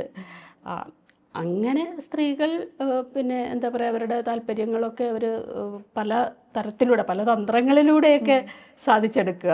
പിന്നെ എനിക്ക് തോന്നാറുണ്ട്, ഈ വ്രതങ്ങളൊക്കെ എടുക്കില്ലേ, അപ്പോൾ ഓക്കെ അത്ര കുറച്ച് ദിവസം ഇതിൽ നിന്നൊക്കെ രക്ഷപ്പെടാമല്ലോ എന്നൊക്കെ നമ്മൾ അറിയാതെ തന്നെ ഉണ്ടാക്കുന്ന തന്ത്രങ്ങളൊക്കെ ഇതിനകത്ത് ഉണ്ടാകുമെന്ന് എനിക്ക് തോന്നുന്നു. അപ്പോൾ ഞാൻ പറഞ്ഞു തന്നെ, ഇപ്പോൾ ആദ്യം ഈ സെക്സ് എന്ന് പറഞ്ഞൊരു വിഷയം ചർച്ച ചെയ്യണമെങ്കിൽ, സ്ത്രീകളുടെ സെക്സിനെ കുറിച്ച് നമുക്ക് പറയണമെങ്കിൽ, സ്ത്രീകളുടെ ഡിസയറിനെ കുറിച്ച്, സ്ത്രീകളുടെ കാമനകളെക്കുറിച്ച്, അവരുടെ ആഗ്രഹങ്ങൾ, മോഹങ്ങൾ അവർക്ക് ആരോട് തോന്നുന്നു എന്നുള്ളത് വേണം ചർച്ച ചെയ്യണം. പുരുഷന്മാർക്കും അത് പറയാനുള്ള ഒരു സ്പേസ് ഇല്ല. പക്ഷെ അവർ പൊതുവെ പറയുമല്ലോ, ആണുങ്ങൾ അങ്ങനെയൊക്കെയാണ്, ആണുങ്ങൾക്ക് അങ്ങനത്തെ അവരുടെ ഹോർമോണുകൾ കൊണ്ട് തന്നെ അതാണ് അക്സെപ്റ്റഡ് ആയിട്ടുള്ള, മെഡിക്കലി ഒക്കെ അക്സെപ്റ്റഡ് ആയിട്ടുള്ള കാര്യം അതാണ്. ആണുങ്ങളുടെ ഹോർമോൺ അങ്ങനെയാണ്, അതുകൊണ്ട് അത് ജസ്റ്റിഫൈഡ് ആണ്. പണ്ടൊക്കെ പറയുന്നത് എന്താണ്, ചെളി കാണുമ്പോൾ ചവിട്ടും, വെള്ളം കാണുമ്പോൾ കഴുകും, ഇങ്ങനെയൊക്കെ പറയുമല്ലോ. അപ്പോൾ അത് കുറച്ച് അനുവദിച്ചിട്ടുണ്ട്, ഒരുപാടില്ലെങ്കിലും കുറേ അനുവദിക്കും. അങ്ങനെ പോവുക എന്നുള്ള അങ്ങനത്തെ ഒരു സിസ്റ്റത്തിനകത്ത് നിന്നുകൊണ്ട് നമ്മൾ എന്ത് സെക്സിനെ കുറിച്ചാണ് പറയുന്നത്? നമുക്ക് പലപ്പോഴും ഇത്തരത്തിലുള്ള മെസ്സേജുകളൊക്കെ വരുന്ന സമയത്ത് സ്ത്രീകൾ വളരെ നോർമലൈസ് ചെയ്തിട്ടാണ് ഇതൊക്കെ പറയാറുള്ളത്. ഒരു മാരിറ്റൽ റേപ്പ് പോലും വർഷങ്ങളോളം കഴിഞ്ഞിട്ടാണ് അവർക്കിത്, അപ്പോഴും ഇത് ഫിക്സ് ചെയ്യാൻ വരുന്ന സ്ത്രീകളുണ്ട്. അദ്ദേഹത്തിൻ്റെ ആവശ്യത്തിനനുസരിച്ചിട്ട് എനിക്ക് അത് പ്രൊവൈഡ് ചെയ്യാൻ പറ്റാത്തതുകൊണ്ടാണല്ലോ അതൊരു റേപ്പിലേക്ക് നീങ്ങുന്നത് എന്ന് പറഞ്ഞ് അതിനെ അപ്പോഴും ജസ്റ്റിഫൈ ചെയ്തുകൊണ്ടിരിക്കുന്ന സ്ത്രീകളെ കണ്ടിട്ടുണ്ട്. അപ്പോൾ അങ്ങനെയുള്ള കണ്ടീഷൻഡാണ് നമ്മൾ കുട്ടിക്കാലം. നമ്മൾ എന്താണ് സ്ത്രീയുടെ കടമ, സ്ത്രീകളുടെ കടമകൾ എന്തൊക്കെയാണ് എന്നുള്ള അതിനകത്ത് വരുന്ന ഒരു കടമയായിട്ടാണ് വരുന്നത്. മറ്റെല്ലാ കാര്യങ്ങളും മറ്റെല്ലാ സർവീസുകളും ചെയ്യുന്നതിൻ്റെ കൂടെ കൊടുക്കുന്ന ഒരു സർവീസാണ്. അപ്പോൾ അല്ലാതെ സ്ത്രീകൾ ഈ എംപവർമെൻ്റ് എന്നൊക്കെ പറയുന്നത്, അല്ലെങ്കിൽ സ്ത്രീകളുടെ സ്വാതന്ത്ര്യം എന്ന് പറയുന്നത് അവരുടെ സെക്ഷൽ എക്സ്പ്രഷനിലും കൂടി അതും അതിൻ്റെ ഒരു ഭാഗമായിട്ടാണ് വരേണ്ടത്. അവരുടെ സ്വതന്ത്രത, നമ്മൾ പറയുന്ന ഓട്ടോണോമി, നേരത്തെ പറഞ്ഞ സ്വതന്ത്രതയുടെ ഒരു ഭാഗമായിട്ട് വരേണ്ട കാര്യമാണ് സെക്ഷൽ എക്സ്പ്രഷൻ. അതിനെ ആ രീതിയിൽ അല്ല നമ്മൾ സമീപിക്കുക. ഇപ്പോഴൊക്കെ മാറ്റങ്ങൾ വരുന്നുണ്ട് തീർച്ചയായിട്ടും. അങ്ങനെ എക്സ്പ്രസ് ചെയ്യുന്ന എഴുത്തുകാരികളും ഒക്കെ ഉണ്ട്, നമുക്ക് എഴുത്തിലും സിനിമയിലുമൊക്കെ വരുന്നുണ്ട്. അങ്ങനെ അല്ലാതെ സോഷ്യൽ മീഡിയയിൽ തന്നെയും സ്വന്തം കാര്യങ്ങൾ, അനുഭവങ്ങൾ, അവരുടെ ആഗ്രഹങ്ങളൊക്കെ എഴുതാൻ ഉള്ള സ്പേസ് ഇപ്പോൾ ഉണ്ടായി വരുന്നുണ്ട്. അത് നമ്മളില്ല എന്നല്ല, പക്ഷെ അതിനെ കുറച്ചും കൂടെ എന്താ പറയുക, അസേർട്ട് ചെയ്തെടുക്കണം എന്നുള്ളത്. നമ്മൾ ഈ കോൺട്രസെപ്ഷനെ കുറിച്ച് സംസാരിച്ചാൽ ആസ് എ ഡോക്ടർ ആ ഒരു ഏരിയയെ കുറിച്ച് എന്താ പറയാനുള്ളത്? ഞാൻ നേരത്തെ പറഞ്ഞതിൻ്റെ ഒരു തുടർച്ച തന്നെയാണ്. സെക്സിനെ കുറിച്ച് സംസാരിച്ചാലല്ലേ നമുക്ക് കോൺട്രസെപ്ഷനെ കുറിച്ച് പറയാൻ പറ്റുള്ളൂ. ഇപ്പോൾ സെക്സ് എഡ്യൂക്കേഷൻ എടുത്താൽ തന്നെയും സെക്സ് എഡ്യൂക്കേഷനെ വേണ്ടാന്ന് വർഷങ്ങളായി പറഞ്ഞുകൊണ്ടിരിക്കുക. ഇപ്പോൾ 80s HIV വന്നപ്പോൾ തന്നെ സെക്സ് എഡ്യൂക്കേഷൻ ആവശ്യമാണ് എന്നുള്ളൊരു ബോധ്യം പല രാജ്യങ്ങളുടെ അനുഭവത്തിൽ നിന്ന് ഉള്ളതാണ്. പക്ഷേ നമ്മുടെ നാട്ടിലാരും സമ്മതിക്കില്ല, നാട്ടിലും പറ്റില്ല. അതുകൊണ്ട് തന്നെ ഗവൺമെൻറ്റുകൾക്കും അത് നടപ്പാക്കാൻ പറ്റിയിട്ടില്ല. ഇനിയിപ്പോൾ സെക്സ് എഡ്യൂക്കേഷൻ എന്ന് പറഞ്ഞാൽ തന്നെ നമ്മൾ എന്താ പഠിപ്പിക്കുന്നത്? ആർത്തവത്തെക്കുറിച്ച് പഠിപ്പിക്കും. അത് ആൺകുട്ടികളെയും പെൺകുട്ടികളെയും മാറ്റിയിരുത്തി പഠിപ്പിക്കുക. ആർത്തവമല്ലല്ലോ സെക്സ് എന്ന് പറഞ്ഞാൽ. ആർത്തവവും സെക്സുമായിട്ട് ഓക്കെ എന്തോ ഒരു ബന്ധമുണ്ട് എന്നല്ലാതെ അതല്ലല്ലോ. ശരീരത്തെക്കുറിച്ചും അതുമല്ലല്ലോ. സെക്സ് എന്ന് പറഞ്ഞാൽ വേറൊരു കാര്യം തന്നെയാണ്. അതിനകത്ത് മനുഷ്യബന്ധങ്ങളുടെ റിലേഷൻഷിപ്പ് ഉണ്ട്, അങ്ങനത്തെ പവർ റിലേഷൻ, അബ്യൂസ്, ഇങ്ങനെയൊക്കെ ഒത്തിരി കാര്യങ്ങൾ വരുന്ന ഒരു സംഭവമാണല്ലോ സെക്സ്. അപ്പോൾ ഈ സെക്സിനെ കുറിച്ച് പറയാതെ നമ്മൾ എങ്ങനെയാണ് കോൺട്രാസെപ്ഷൻ പറയുന്നത്? അത് വളരെ ചലഞ്ചിങ് ആയൊരു കാര്യമാണ്. കല്യാണം കഴിച്ചവർക്കും കുറേ കുട്ടികൾ ഉണ്ടായതിനു ശേഷവും കോൺട്രാസെപ്ഷനെ കുറിച്ച് ധാരണയില്ല. ഇപ്പോൾ അൺവാണ്ടഡ് പ്രഗ്നൻസി ഉള്ള വിവാഹിതരായിട്ടുള്ള ഒരുപാട് വർഷങ്ങൾ ഒരുമിച്ച് താമസിക്കുന്നവരാണ് പലപ്പോഴും നമ്മുടെ അടുത്ത് ഒരുപാട് അപ്രോച്ച് ചെയ്യുന്നത്. അല്ലാത്തവരും ഉണ്ട്. പക്ഷേ അതാ പറഞ്ഞേ, എപ്പോഴാണ് പഠിക്കുന്നത്? അല്ല, കേരളത്തിൽ പഠിക്കേണ്ട ആവശ്യം വരുന്നില്ല. എന്താണെന്നറിയോ? 28-30 വയസ്സാകുമ്പോഴത്തെ സ്ത്രീകൾ 2 പ്രസവം കഴിഞ്ഞിട്ട് ട്യൂബക്ടമി ചെയ്ത് കഴിയും. ഈ ട്യൂബക്ടമി ചെയ്യുന്നതിന് നമ്മൾ കടന്നു കൊടുത്താൽ മാത്രം മതിയല്ലോ. അതിനെക്കുറിച്ച് അറിയേണ്ട ആവശ്യം എന്താ ഉള്ളത്? അപ്പോൾ എന്തിനാണ് ഇവിടെ കോൺട്രാസെപ്ഷൻ എന്നുള്ള വലിയൊരു ചോദ്യം. അപ്പോൾ നിങ്ങൾക്ക് എന്താ പറയുക, ഇപ്പോൾ ട്യൂബക്ടമി ചെയ്ത് കഴിഞ്ഞാൽ പിന്നെ കുട്ടി ഉണ്ടാവുമെന്ന് പേടിക്കേണ്ട കാര്യമില്ല, ഇതിനെക്കുറിച്ചൊന്നും അറിയേണ്ട കാര്യവുമില്ല. അപ്പം എന്തിനാണ് പിന്നെ കോൺട്രാസെപ്ഷനെ കുറിച്ച് അറിയേണ്ടത് എന്നുള്ളതാണ് വലിയ ചോദ്യം. പിന്നെ പ്രശ്നം എപ്പോഴാണ് വരുന്നതെന്ന് വെച്ചാൽ, ഇനിയൊരു കുട്ടി ഉണ്ടാകണം എന്നൊരാഗ്രഹം വന്നു കഴിഞ്ഞാൽ, ഇപ്പം ഉള്ള കുട്ടി മരിച്ചു പോവുക അല്ലെങ്കിൽ തന്നെയോ നമുക്ക് പിന്നീട് ഒരു കുട്ടി വേണമെന്ന് പറയുമ്പോൾ മാത്രമാണല്ലോ ഒരു നീഡ് വരുന്നത്. പക്ഷേ ഇപ്പം മറ്റ് ഡെവലപ്ഡ് രാജ്യങ്ങളിലൊക്കെ അവിടുത്തെ സ്ത്രീകളൊക്കെ ഇവിടെ വരുമ്പോൾ അവർക്ക് അതിശയമാണ്. അവർക്ക് വിശ്വസിക്കാൻ പറ്റുന്നില്ല ഇവിടുത്തെ സ്ത്രീകളെല്ലാം ഇങ്ങനെ ട്യൂബക്ടമി ചെയ്യുമെന്ന് പറഞ്ഞ്. അപ്പോൾ നമ്മൾ സ്വതന്ത്രമായി ചിന്തിക്കുന്ന ഒരു സ്ത്രീ അങ്ങനെ ചിന്തിക്കില്ലേ, നമുക്കിപ്പോൾ ഇത് വേണോ വേണ്ടയോ? ഒരു ഓപ്പറേഷനാണ് ചെയ്യുന്നത്. അതുകൊണ്ട് വലിയ പ്രശ്നമൊന്നുമില്ല, അങ്ങനെ വലിയ കോംപ്ലിക്കേറ്റഡ് ആയിട്ടുള്ളൊരു ഓപ്പറേഷനൊന്നും അല്ല. പക്ഷേ എങ്കിലും നമ്മളൊരു കണക്കെടുത്ത് കഴിഞ്ഞാൽ നമ്മുടെ 60% സ്ത്രീകൾക്ക് ഇത് ട്യൂബ് കട്ട് ചെയ്ത് കളഞ്ഞു എന്നുള്ളതാണ്. അതുകൊണ്ടാണ് ഇവിടെ ആ മറ്റ് കോൺട്രാസെപ്ഷനെ കുറിച്ചുള്ള നീഡ് ആവശ്യമില്ലാതെ വരുന്നത്. വെച്ചാൽ അതുകൊണ്ട് എന്താണ്, പ്രീമാരിറ്റൽ സെക്സ് പ്രിവെൻറ്റ് ചെയ്യുക, എക്സ്ട്രാ മാരിറ്റൽ പിന്നീട് ഉണ്ടായാലും അതിനകത്ത് ഒന്നും പറ്റത്തില്ല. പക്ഷേ അതുവരെ നിങ്ങൾ ഇതൊന്നും അറിയണ്ട, നിങ്ങളിതൊന്നും പഠിക്കേണ്ട ആവശ്യമില്ല. എന്തിനു വേണ്ടിയാണ് സെക്സ്? റീപ്രൊഡക്ഷന് വേണ്ടി മാത്രമാണ്. റീപ്രൊഡക്ഷൻ്റെ ഫങ്ഷൻ കഴിഞ്ഞാൽ പ്രസവം നിർത്തിക്കോളൂ. അത് വാസക്ടമി ചെയ്യുന്നുമില്ല, പുരുഷന്മാർ ചെയ്യുന്നുമില്ല. അത് പിന്നെ ഒരുപാട് മിസ്അണ്ടർസ്റ്റാൻഡിങ്, മിസ്കൺസെപ്ഷൻസ് ഒക്കെ അതുമായിട്ടുണ്ട്. പിന്നെ പുരുഷന്മാർ എന്തിനിത് ചെയ്യണം? ഞാനൊരു പുരുഷനാണെങ്കിൽ ഞാൻ എന്തിനു ചെയ്യുന്നത്? നമുക്കൊരാവശ്യമില്ലല്ലോ, നമുക്ക് എന്തിനു ചെയ്യാൻ. അതാണ്. അപ്പോൾ നമ്മളെപ്പോഴും ഈ കണക്ക് പറയാറുണ്ട്, വാസക്ടമി 0.1% താഴെയേ ഉള്ളൂ. നമ്മളെപ്പോഴും ഈ കണക്ക് വർഷങ്ങളായിട്ട് പറഞ്ഞുകൊണ്ടിരിക്കുന്നതാണ്. പക്ഷെ അപ്പോൾ ഞാൻ എന്തിനു പുരുഷന്മാർ ചെയ്യണം? അവർക്കെന്താ ആവശ്യം? അത് അങ്ങനെ ഒരു ആവശ്യം വരുന്നില്ല. അപ്പം ഈ സ്ത്രീകൾ അവരുടെ സ്ത്രീകൾക്ക് സ്വന്തം ശരീരത്തിൻ്റെ മുകളിൽ എത്രത്തോളം ഒരു സ്വയം നിർണയാവകാശം, നമ്മൾ പറയും സെൽഫ് ഡിറ്റർമിനേഷൻ ഉണ്ട് എന്നുള്ളതാണ് പ്രശ്നം.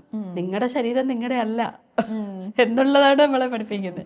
അത് ഡോക്ടർമാർക്ക് എന്ത് ചെയ്യാനോ അല്ലെ ഭർത്താവിന് എന്ത് ചെയ്യാനോ ഒക്കെ ഉള്ളൊരു ശരീരമാണ്. അല്ലാതെ നമ്മുടെ ശരീരം നമ്മുടേതാവുന്നില്ല.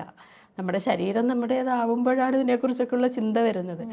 പിന്നെ ഈ കുറച്ച് ലിബറേറ്റഡ് എന്ന് വിചാരിക്കുന്നവർക്ക് ഒന്നും തന്നെ ഈ കോൺട്രാസെപ്ഷൻ്റെ കാര്യങ്ങൾ അറിയുന്നില്ല. ഒരുപാട് തെറ്റിദ്ധാരണകൾ അതിനെക്കുറിച്ചുണ്ട്. ഇപ്പം ചിലർ വിചാരിക്കുന്നത് ഒരു ഗുളിക കഴിച്ചാൽ മതി, വളരെ സിമ്പിളാണ്. ഒരു പ്രഗ്നൻസി ഉണ്ടായിക്കഴിഞ്ഞാൽ ആണുങ്ങളും അങ്ങനെ പറയുന്നു, ഒരുപാട് പറയുന്നത് ഞാൻ കേട്ടിട്ടുണ്ട്. അതിനിപ്പോൾ എന്താണ്, ഒരു ഗുളിക കഴിച്ചാൽ പോരെ, ഇതിനുള്ള ഒരു കാര്യമുള്ളൂ, വളരെ സിമ്പിളായിട്ടാണ് വിചാരിക്കുന്നത്. അങ്ങനെയല്ലല്ലോ, ഇത് ഉണ്ടായി കഴിയുമ്പോഴാണ് പിന്നെ പ്രശ്നം. ഇപ്പോൾ അടുത്ത കാലത്തായിട്ട് എന്നോട് കൂടുതലും ഇതിൻ്റെ ആവശ്യം പറയുന്നത് ആണുങ്ങളാണ് എന്നുള്ളതാണ്. അത്രയും ഒരു കൺസേൺ ഉണ്ടായിട്ടാണോ എന്താണെന്ന് എനിക്കറിയില്ല. ഞാൻ ഇപ്പോൾ വിചാരിക്കാറ്, എന്തുകൊണ്ടാണ് ഈ സ്ത്രീകൾ വിളിക്കാത്തത്? ഇവരുടെ കാമുകന്മാരോ അല്ലെങ്കിൽ ഭർത്താക്കന്മാരോ ആണ് വിളിച്ച് സംസാരിക്കുന്നത്. അവിടെയും അതിനെക്കുറിച്ച് നേരിട്ട് സംസാരിക്കാൻ പോലും ഇവർക്ക് സ്പേസ് കിട്ടുന്നില്ലേ? എനിക്കത് മനസ്സിലായിട്ടില്ല എന്തുകൊണ്ടാണെന്ന്. അങ്ങനെയാണ്. അപ്പോൾ ഇവരും അപ്പം ടെൻഷനിലാവുകയാണ്. പിന്നെ വേറൊരു കാര്യം എന്ന് പറഞ്ഞാൽ, ഈ അബോർഷൻ നമ്മുടെ നാട്ടിലിപ്പോൾ അങ്ങനെ ചെയ്തു കൊടുക്കുന്നുമില്ല. ചെയ്തു കൊടുക്കാൻ നിയമപരമായിട്ട് ചെയ്യാമെങ്കിലും അതിന് സന്നദ്ധരാവുന്നില്ല എല്ലാവരും. ഇപ്പോൾ പൊതുവെ അതിനോടൊരു എതിര് മനോഭാവമാണ് സമൂഹത്തിനൊന്നും ഉള്ളതെന്നുകൊണ്ട് മെഡിക്കലായിട്ടും എല്ലാവർക്കും അതിന് മടിയാണ്. പക്ഷേ ഇതിൽ പറ്റുന്ന ഒരു പ്രശ്നം എന്താണെന്ന് വെച്ചാൽ, ഇപ്പോൾ ഗുളികകൾ വാങ്ങിച്ച് കഴിക്കാം, മെഡിക്കൽ സ്റ്റോറിൽ പോയിട്ട് ഗുളിക സ്വന്തമായി വാങ്ങിച്ച് കഴിക്കാൻ ഒക്കെ അവസ്ഥയിലേക്ക് പോകും.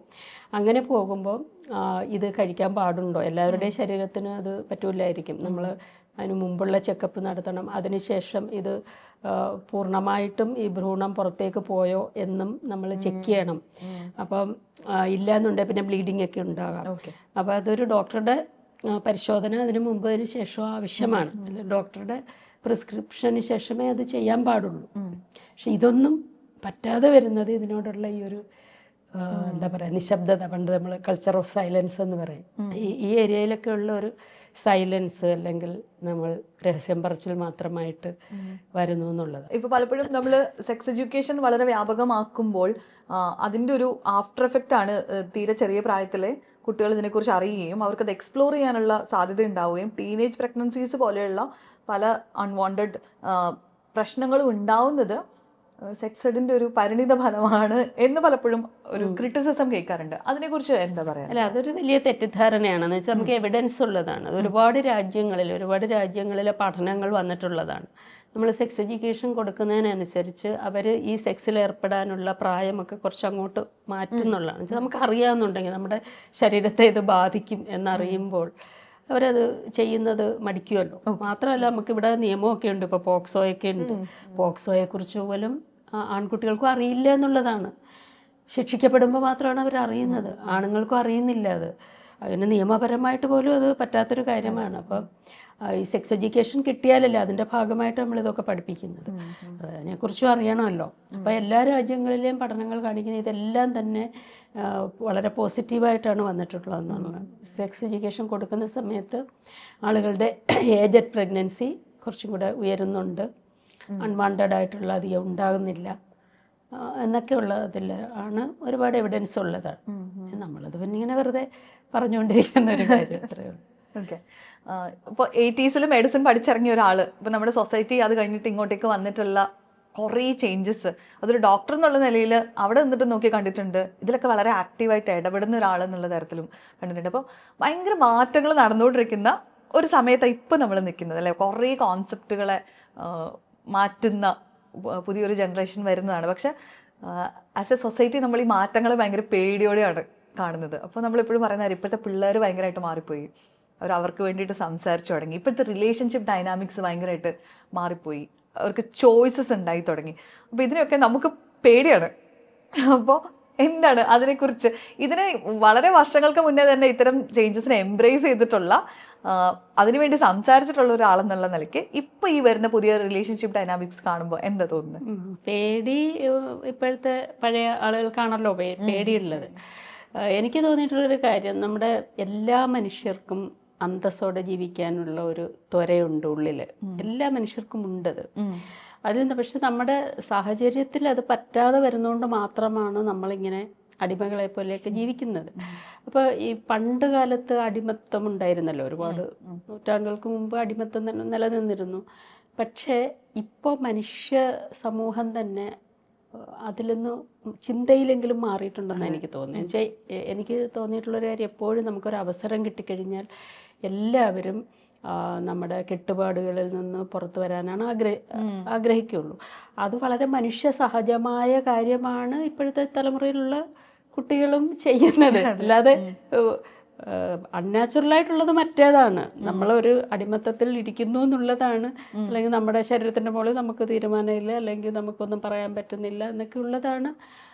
എന്താ പറയുക, ഒരു സിസ്റ്റം അടിച്ച് അമർത്തി വെച്ചിരിക്കുന്ന ഒരു കാര്യം. പക്ഷെ ഇപ്പോഴത്തെ കുട്ടികൾക്ക് അത് പറ്റുന്നതിനുള്ള ഒരുപാട് സാഹചര്യങ്ങൾ ഉണ്ടായിട്ടുണ്ട്. സാഹചര്യങ്ങൾ ഉണ്ടായിക്കഴിഞ്ഞാൽ എല്ലാവരും മനുഷ്യർ സ്വാഭാവികമായിട്ടും അങ്ങനെയാണ് എന്നുള്ളതാണ്. അപ്പോൾ അതിനകത്ത് പേടിക്കേണ്ട കാര്യമൊന്നുമില്ല.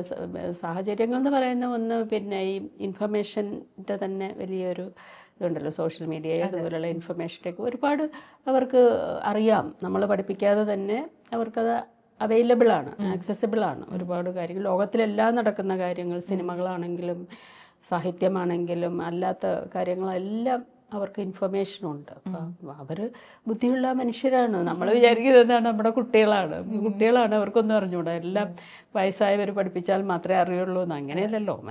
അവരൊരു പ്രായം കഴിയുമ്പോഴത്തേക്ക് അവർ പഠിക്കുന്നുണ്ട്, ചെറുപ്പത്തിലേ പഠിക്കുന്നുണ്ട്. പക്ഷെ അത് കുറച്ച് കഴിയുമ്പോഴത്തേക്ക് അവർക്ക് ആ വിവേചനം തിരിച്ചറിയാനുള്ള ബുദ്ധിയും കാര്യങ്ങളും ഒക്കെ വരും. അപ്പം അതുകൊണ്ട് അതിനെ ഭയപ്പെടേണ്ട കാര്യമൊന്നുമല്ല. പിന്നെ മൈഗ്രേഷൻ, നമ്മൾ പിന്നെ പുറത്ത് പോയി ജോലി ചെയ്യാനുള്ള സാധ്യതകൾ കൂടുതലാണ്. നമ്മുടെ നാട്ടിൽ തന്നെ കൂടുതൽ ജോലി, പലതരത്തിലുള്ള ജോലികൾ. പണ്ടൊക്കെ ആണെന്നുണ്ടെങ്കിൽ ഏതായാലും ചില പ്രത്യേക ജോലികൾ മാത്രമാണ് എല്ലാവരും ചെയ്യുന്നത്. ഇപ്പോൾ ഒരുപാട് ജോലി സാധ്യതകൾ, സ്വയം കണ്ടെത്താനുള്ള, തൊഴിൽ കണ്ടെത്താനുള്ള കാര്യങ്ങളെല്ലാം വരുന്ന ഒരു സമൂഹമാണല്ലോ. അത് വലിയൊരു കുതിച്ചുചാട്ടമാണ്. പ്രത്യേകിച്ച് ഈ ഇൻഫർമേഷൻ ടെക്നോളജിയുടെ വലിയൊരു മാറ്റം ഉണ്ടായിട്ടുണ്ട്.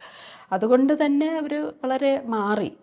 പക്ഷെ അതിനെ നമ്മൾ ഭയപ്പെടേണ്ട ഒരു കാര്യമില്ല എന്നാണ് എനിക്ക് തോന്നുന്നത്. അത് അവർ തന്നെ അതിൻ്റേതായിട്ടുള്ള രീതിയിൽ പുതിയ സാമൂഹ്യ ക്രമങ്ങളൊക്കെ കണ്ടെത്തിക്കോളും. എന്നുവെച്ചാൽ മനുഷ്യർക്ക് എപ്പോഴും അങ്ങനെ ഒരു സാമൂഹ്യ ജീവിയായതുകൊണ്ട് തന്നെ ഒരുമിച്ച് ചേർന്ന് പ്രവർത്തിക്കാനും അല്ലെ മറ്റുള്ളവരുടെ ഉള്ള ഒരു കൺസേണും ഒക്കെ മനുഷ്യർക്ക് സ്വാഭാവികമായിട്ടുള്ളതാണ്. അത് ഇല്ലാതെ ആക്കുന്നതാണ്, നമ്മൾ ഇല്ലാതാക്കുന്നതുകൊണ്ടാണ്. ഇപ്പം ഗാമോഫോബിയ നമ്മൾ വളരെ സജീവമായിട്ട് കേൾക്കുന്ന ഒരു വാക്കാണ്. വിവാഹത്തിനെ കുറിച്ച് അല്ലെങ്കിൽ ഒരു പങ്കാളിയെ അങ്ങനെ ഒരുമിച്ചുള്ളൊരു ജീവിതത്തെ പേടിക്കുന്ന ഒരു വിഭാഗം ആളുകൾ വളരെ കൂടി വരുന്നുണ്ട് എന്നുള്ളത്. അപ്പോൾ അതിനെക്കുറിച്ച് എന്താ പറയാനുള്ളത്? എനിക്കൊരു പെൺകുട്ടികളിലാണ് കൂടുതലായിട്ട് ഇത് കണ്ടുവരുന്നത്, വിവാഹപ്പേടി. അതെ, എനിക്കുണ്ടായിരുന്നു. അത് ഒരുപാട് പേർക്കുണ്ടെന്നുള്ളതിൽ സന്തോഷമുണ്ട്. എന്നുവെച്ചാൽ നമ്മൾ തിരിച്ചറിയുന്നു എന്നുള്ളതാണ്. അത് നേരത്തെ പറഞ്ഞ പോലെ ഒക്കെ നമ്മൾ എവിടോട്ടാണ് ചെന്ന് ചാടാൻ പോകുന്നത്. മറ്റേ ആ ഒരു സിനിമയിലുണ്ടല്ലോ, എങ്ങോട്ടാണ് ഇത് ദർശന ഉള്ള സിനിമയിൽ, എങ്ങോട്ടാണ് ഈ പോകുന്നത്, ഏത് നരകത്തിലേക്കാണ് എന്നുള്ളൊരു പേടി സ്വാഭാവികമായിട്ട് മനുഷ്യർക്ക് അത് ഉണ്ടാവില്ല. അത് ഉണ്ടാകാതിരിക്കുന്നത് എങ്ങനെയാണെന്നുള്ളതാണ് എനിക്ക് മനസ്സിലായിട്ടില്ലാത്തൊരു കാര്യം. പണ്ടും പെൺകുട്ടികളൊക്കെ എന്നോട് പറഞ്ഞിട്ടുണ്ട്, വിവാഹത്തിന് മുമ്പുള്ള പേടിയെക്കുറിച്ച് പറഞ്ഞിട്ടുണ്ട്. അവർക്കറിയില്ലല്ലോ, ഒരു തീരെ പരിചയമില്ലാത്ത ഒരാളുമായിട്ട് ബന്ധപ്പെട്ടല്ലേ പുതിയൊരു സ്ഥലത്തേക്ക്, പുതിയൊരു വീട്ടിലേക്ക്, പുതിയൊരു സിസ്റ്റത്തിലേക്ക് പോകുമ്പോൾ ഉള്ള കാര്യം പണ്ടും ഇങ്ങനെ പറയാറുണ്ട്. പിന്നെ അത് എങ്ങനെയൊക്കെയോ മറികടന്ന് പോകുന്നതാണ്. പക്ഷെ ഓപ്ഷൻ ഇല്ലാത്തതുകൊണ്ട് അതിലേക്ക് പോകുന്നതാണ്. പക്ഷെ ഇപ്പോൾ അങ്ങനെയല്ല, അവർക്ക് ഓപ്ഷൻസ് ഉണ്ട് എന്നുള്ളതാണ്. ഓപ്ഷൻസ് ഉള്ളത് കൊണ്ട്, അത് എന്തുകൊണ്ടാണ് പെൺകുട്ടികൾ കൂടുതൽ ഇതാവുന്നത് വെച്ചാൽ അവർക്കാണ് നഷ്ടമുള്ളത് അല്ലേ. നമ്മുടെ സ്വാതന്ത്ര്യവും എന്താ പറയുക, സന്തോഷവും സമാധാനവും എല്ലാം പോയി കിട്ടുമെന്ന് അവർക്ക് മനസ്സിലാകുന്നതുകൊണ്ടാണ് അവർ അതിന് നിന്ന് കൊടുക്കാത്തത്. പക്ഷെ അത് നല്ലൊരു ഡെവലപ്മെൻ്റ് ആയിട്ട് എനിക്ക് തോന്നിച്ചു. അപ്പോൾ റിലേഷൻസ് ഉണ്ടാകണ്ടെന്നില്ല, റിലേഷൻസ് ഉണ്ടാകും. ആ ഉണ്ടാകുന്നതിലൊരു തുല്യതയും ഒരു പരസ്പര ബഹുമാനവും ഒക്കെ ഉണ്ടാക്കിയെടുക്കും അവരപ്പോൾ. അങ്ങനെയാണെങ്കിൽ മാത്രമേ റിലേഷൻസ് എന്തായാലും വേണമല്ലോ. റിലേഷൻസ് ഇല്ലാതെ മനുഷ്യർക്ക് പറ്റില്ല. റിലേഷൻസ് എപ്പോഴും ഉണ്ടാവും. പക്ഷെ ആ റിലേഷൻ്റെ ക്വാളിറ്റി എങ്ങനെയാണ്, ആ റിലേഷനിൽ പരസ്പരം അങ്ങോട്ടും ഇങ്ങോട്ടും ബഹുമാനിക്കുകയും മറ്റൊരാളിൻ്റെ താല്പര്യത്തെ കൂടെ കൺസേൺ ഉണ്ടാകുകയൊക്കെ ചെയ്യുന്നതെന്നുള്ളതാണത്. ഇപ്പോൾ അതുപോലെ ഡിവേഴ്സ് ചെയ്യുന്നവർ തന്നെ പണ്ടത്തെ പോലെ എന്താണ് അങ്ങോട്ട് തെറി പറയുകയും, കോടതിയിൽ അതൊക്കെ വരും. അത് വക്കീലന്മാർ പറഞ്ഞു കൊടുക്കുന്നതാണ്, കുറേ കാര്യങ്ങൾ വരും. എങ്കിലും കുറച്ചും കൂടെ സമാധാനപരമായിട്ട് ആളുകൾക്ക് പിരിയാനൊക്കെ പറ്റുന്നുണ്ട്. പിരിഞ്ഞതിന് ശേഷം സന്തോഷത്തോടുകൂടി ഒരുമിച്ച് കാണുകയും ഫ്രണ്ട്സായിട്ട് തുടരുകയും ഇങ്ങനെയൊക്കെ ചെയ്യുന്ന മാറ്റങ്ങൾ വന്നു തുടങ്ങി. പണ്ടൊക്കെ ഇതൊക്കെ വേറെ രാജ്യങ്ങളിലേ പറ്റുള്ളൂ, നമുക്കിവിടെ ഒന്നും പറ്റില്ല എന്നൊക്കെയാണ് ആളുകൾ പറഞ്ഞുകൊണ്ടിരുന്നത്. നമ്മുടെ സംസ്കാരം ഇങ്ങനെയല്ല എന്നൊക്കെ പറഞ്ഞുകൊണ്ടിരുന്നത്. പക്ഷെ നമ്മുടെ കൺമുന്നിൽ തന്നെ നമ്മൾ അത്തരം മാറ്റങ്ങൾ കാണുന്നുണ്ട്. അപ്പോൾ അത് ഒക്കെ ഉണ്ടാകുന്നതാണ് എനിക്ക് തോന്നുന്നത്. അങ്ങനെ അവർക്ക് തന്നെ അറിയാം എന്താണ് ശരി, എന്താണ് തെറ്റ് എന്നുള്ള. ഒരാളെ അവരുടെ കൺസെൻ്റ് ഇല്ലാതെ അവരുടെ എന്താണ് ശരീരത്തിലേക്ക് കയറി കൂടുന്നതോ ഒക്കെയാണ് തെറ്റ്, അതല്ലേ. അല്ലാതെ എന്താണ് പിന്നെ മറ്റേ ആളിനെ കൊണ്ട് സ്വന്തം പണിയെല്ലാം എടുപ്പിക്കുക, ഡ്രസ്സ് കഴിപ്പിക്കുകയും അതുപോലെയുള്ള കാര്യങ്ങൾ ചെയ്യുക എന്നുള്ളതല്ല ശരിയെന്നുള്ളത് അവർ തിരിച്ചറിഞ്ഞ് വരുന്നുണ്ടാകും. അപ്പോൾ പുതിയ ബന്ധങ്ങൾ, പുതിയ തരത്തിലുള്ള ബന്ധങ്ങളും പുതിയ സാമൂഹ്യ ക്രമങ്ങളും ഉണ്ടായി വരും എന്നുള്ളതാണ്. അതിനെക്കുറിച്ച് നമ്മൾ പേടിക്കേണ്ട കാര്യമൊന്നുമില്ല. സമൂഹം മാറിക്കൊണ്ടിരിക്കുക, നമ്മുടെ സമൂഹം പെട്ടെന്ന് മാറുന്ന ഒരു ട്രാൻസ്ഫോമിങ് സൊസൈറ്റിയാണ്. പിന്നെ കേരളത്തിലൊരു പ്രത്യേകത കണ്ടിട്ടുള്ളതെന്ന് വെച്ചാൽ, ഒരിക്കൽ ഒരു മാറ്റം ഇനിഷ്യേറ്റ് ചെയ്ത് കഴിഞ്ഞാൽ പിന്നെ അത് പെട്ടെന്ന് അത് എല്ലാവരിലേക്കും വ്യാപിക്കുന്ന ഒരു ട്രെൻഡ് കേരളത്തിലുണ്ട്. അപ്പം ഇത് തുടങ്ങി അങ്ങനെ ഒരു പുതിയൊരു ട്രെൻഡ് വരുന്നത് കൊണ്ട് അതങ്ങനെ ആങ്സൈറ്റി എല്ലാം ഉള്ളത് പഴയ ആളുകൾക്കാണ്, പേരൻസിനും ഒക്കെയാണ്. പിന്നെ ഉള്ളത് ആൺകുട്ടികൾക്ക് കുറച്ച് ആങ്സൈറ്റി, പുരുഷന്മാർക്ക് കുറച്ച് ആങ്സൈറ്റി കൂടും. എന്ന് വെച്ചാൽ അതുവരെ വളരെ പ്രൊട്ടക്റ്റഡ് ആയിട്ടിരിക്കുന്ന ആളുകളാണല്ലോ അവർ. എല്ലാം അമ്മമാരും ഒക്കെ ചെയ്തു കൊടുക്കുന്നു, വളരെ. കല്യാണം കഴിച്ച് കഴിഞ്ഞാൽ വേറൊരു അമ്മയെ കിട്ടും എന്നുള്ളതാണ് പുതിയൊരു ഭാര്യയെ ഒരു അമ്മയെ. പൊതുവെ എല്ലാവരും പറയുന്നത് എൻ്റെ അമ്മയാണ് ഏറ്റവും എനിക്ക് ഇഷ്ടപ്പെട്ട സ്ത്രീ എന്ന് പറയുമല്ലോ, വെറുതെ അല്ല. അമ്മ ഇങ്ങനെ ഒരു സെർവൻ്റായിട്ട് ജീവിതകാലം മുഴുവനും ഉണ്ടാവും എന്നുള്ളതുകൊണ്ടാണ് അമ്മയോട് ഇത്രയും ആരാധന തോന്നുന്നത്. അപ്പം ഭാര്യയും അങ്ങനെ പ്രതീക്ഷിക്കും. അപ്പോൾ ഭാര്യ അമ്മയെ പോലെ അല്ല എന്ന് പറയുമല്ലോ, എൻ്റെ അമ്മ വയ്ക്കുന്ന കറിക്കൊക്കെ എന്തൊരു രുചിയാണ് എന്നൊക്കെയുള്ള സ്ഥിരമായിട്ട് പറഞ്ഞ് നിനക്ക് കറി വയ്ക്കാൻ അറിയത്തില്ല എന്നൊക്കെ പറയും. അല്ല, അത് പറഞ്ഞാൽ അത്തരം പ്രൊട്ടക്ഷനും പ്രിവിലേജുകളും നഷ്ടപ്പെടുന്നതിൻ്റെ ഒരു അങ്കലാപ്പ് പുരുഷന്മാർക്കും ആൺകുട്ടികൾക്കും ഉണ്ടാകും. പക്ഷെ ആൺകുട്ടികളെ കുറച്ചുകൂടെ സ്കിൽഡ് ആക്കണമെന്നാണ് ഞാൻ പറയുന്നത്. എല്ലാ കാര്യത്തിലും അവർക്ക് കൂടുതൽ സ്കില്ല് വേണം. സ്ത്രീകൾക്ക് കുറച്ചും കൂടെ സ്വാഭാവികമായിട്ടത് ഉണ്ട് പലതിലും. ഇപ്പം ഇമോഷണൽ തന്നെ നമ്മളെപ്പോഴും സാധാരണ പറയുന്നത് എന്താണ്, സ്റ്റീരിയോ ടൈപ്പിങ്ങിൽ പറയുന്ന പെണ്ണുങ്ങൾ ഭയങ്കര ഇമോഷണലാണ് എന്നാണ്. അത് വളരെ തെറ്റല്ലേ? അങ്ങനെയല്ലല്ലോ. ആണുങ്ങളാണ് കൂടുതൽ ഇമോഷണലി ഡിപ്പെൻഡൻറ്റും. പെണ്ണുങ്ങളോട് ഭയങ്കര ഡിപ്പെൻഡൻ്റ് ആണ്. അത് അമ്മയായിക്കൊള്ളട്ടെ, ഭാര്യ ആയിക്കൊള്ളട്ടെ, ചിലപ്പോൾ സഹോദരി ആയിക്കോട്ടെ, ആരോടെങ്കിലും ഭയങ്കരമായിട്ട് ഇമോഷണലി ഡിപ്പെൻഡൻ്റ് ആയിട്ടുള്ളത് ആണുങ്ങളാണ്. പക്ഷെ തിരിച്ച് പെണ്ണുങ്ങൾ കരഞ്ഞ് ബഹളം വയ്ക്കും. അവർ എക്സ്പ്രഷൻ കൂടുതൽ സ്ത്രീകൾക്ക്, എക്സ്പ്രഷൻ എന്നുള്ളത് എക്സ്പ്രഷൻ തന്നെ ദേഷ്യം കൂടുതൽ ആണുങ്ങൾക്കാണ് എടുക്കുന്നത്. പക്ഷെ വളരെ ഡിപ്പെൻഡൻ്റ് ആണ്. അപ്പം ഒറ്റയ്ക്ക് നിൽക്കാനുള്ള കരുത്തൊക്കെ അവർക്കാണ് അത്തരം സ്കില്ലുകൾ ഉണ്ടാകുന്നത്. അതുപോലെ തന്നെ ഇപ്പം ഭക്ഷണം ഉണ്ടാക്കുന്നതാണെങ്കിലും അതുപോലെയുള്ള സ്ത്രീകൾ സാധാരണ ചെയ്യുന്ന നമ്മുടെ ജീവിതത്തിന് വേണ്ടുന്ന ചില സ്കില്ലുകളുണ്ടല്ലോ, അതൊക്കെ അവർ പഠിച്ചാൽ അവരുടെ കോൺഫിഡൻസ് കൂടുമായിരിക്കും. ഇതിപ്പോൾ എല്ലാ കാര്യത്തിലും ഒരു ചായ ഉണ്ടാക്കണമെങ്കിൽ പോലും പെണ്ണുങ്ങളെ ആശ്രയിക്കണമെന്ന് വരുമ്പോൾ അത് അവരുടെ തന്നെ ഒരു കോൺഫിഡൻസ് ഇല്ലാതാക്കുമല്ലോ. അതുപോലെ കെയറിങ് ഇതുപോലെ വളരെ ഇതായിട്ടുള്ളൊരു കാര്യമാണ്. പിന്നെ കുട്ടികളെയൊക്കെ, ഇപ്പോൾ കുട്ടികളെ തന്നെ നമ്മൾ അവരോട് കൂടുതൽ ഇടപഴകുകയും അവരെ പരിചരിക്കുകയൊക്കെ ചെയ്യുമ്പോൾ കിട്ടുന്ന ഒരു സന്തോഷമുണ്ടല്ലോ. അതിൻ്റെ ഒരുപാട് ഭാരവും ഒക്കെ ഉണ്ട്. അതിൻ്റെ ജോലി കൂടുതലൊക്കെ ഉണ്ടെങ്കിൽ പോലും സ്ത്രീകൾക്ക് അതൊരു ഒരു എന്താ പറയുക, സന്തോഷം ഉണ്ടാക്കുന്ന ഒരു കാര്യം കൂടിയാണ്. അപ്പോൾ അങ്ങനത്തെ സ്കില്ലുകൾ ആണുങ്ങൾക്ക് കുറച്ചും കൂടി നമ്മൾ കോൺഷ്യസ് ആയിട്ട് പഠിപ്പിച്ചു കൊടുക്കണം എന്ന് തോന്നുന്നുണ്ട്. ഒരു വശത്ത് നമ്മൾ സ്ത്രീകൾക്ക് പണ്ട് പുരുഷന്മാർ ചേരുന്ന പല ജോലികളുടെ സ്കില്ലുകൾ, ഡ്രൈവിങ് അങ്ങനെയൊക്കെയുള്ള കാര്യങ്ങളിലേക്ക് സ്ത്രീകൾ വരുന്നുണ്ടല്ലോ. ഇപ്പോൾ എൻജിനീയറിങ്, ആർക്കിടെക്ചർ, അതുപോലെയുള്ള കാര്യം. അതുപോലെ ഉള്ള ഫൈനായിട്ടുള്ള കാര്യങ്ങളിൽ കെയറിങ്, അതായത് ഇമോഷണൽ ഇതൊക്കെ വരുന്നത് ഇപ്പോൾ ഒരുപാട് പ്രായമായ ആളുകൾ നമ്മുടെ നാട്ടിൽ ഉണ്ടാവുകയും ചെയ്യാണ്. കേരളത്തിൽ ഒരുപാട് ആളുകൾ ഏജിങ് പോപ്പുലേഷനാണ്. അപ്പോൾ അവർക്കും ഈ കെയറിങ്ങിനുള്ള പരിശീലനം ആൺകുട്ടികൾക്കും കൊടുക്കാവുന്നതാണ്. ഇപ്പോൾ സ്കൂളിലൊക്കെയുള്ള കുട്ടികൾക്ക്, സ്കൂളിലും കോളേജിലൊക്കെ ഉള്ള കുട്ടികൾക്ക് പോയിട്ട് കെയർ ചെയ്യാം, കെയർ ഹോം അല്ലേ, അങ്ങനത്തെ സ്കില്ലുകൾ, നഴ്സിംഗ് സ്കില്ലുകളൊക്കെ ആൺകുട്ടികൾക്ക് പഠിപ്പിച്ചു കൊടുക്കണം. അപ്പോൾ അവരുടെ കോൺഫിഡൻസും ലൈഫ് സ്കില്ല് കൂടുവാണല്ലോ, അതിലൊന്നും ലൈഫ് സ്കില്ലുകൾ കൂടും. അപ്പോൾ അങ്ങനത്തെ ഒരു ജെൻഡർ ഡിവിഷൻ നേരത്തെ ഉള്ളതിൽ നിന്ന് മാറി വരണം.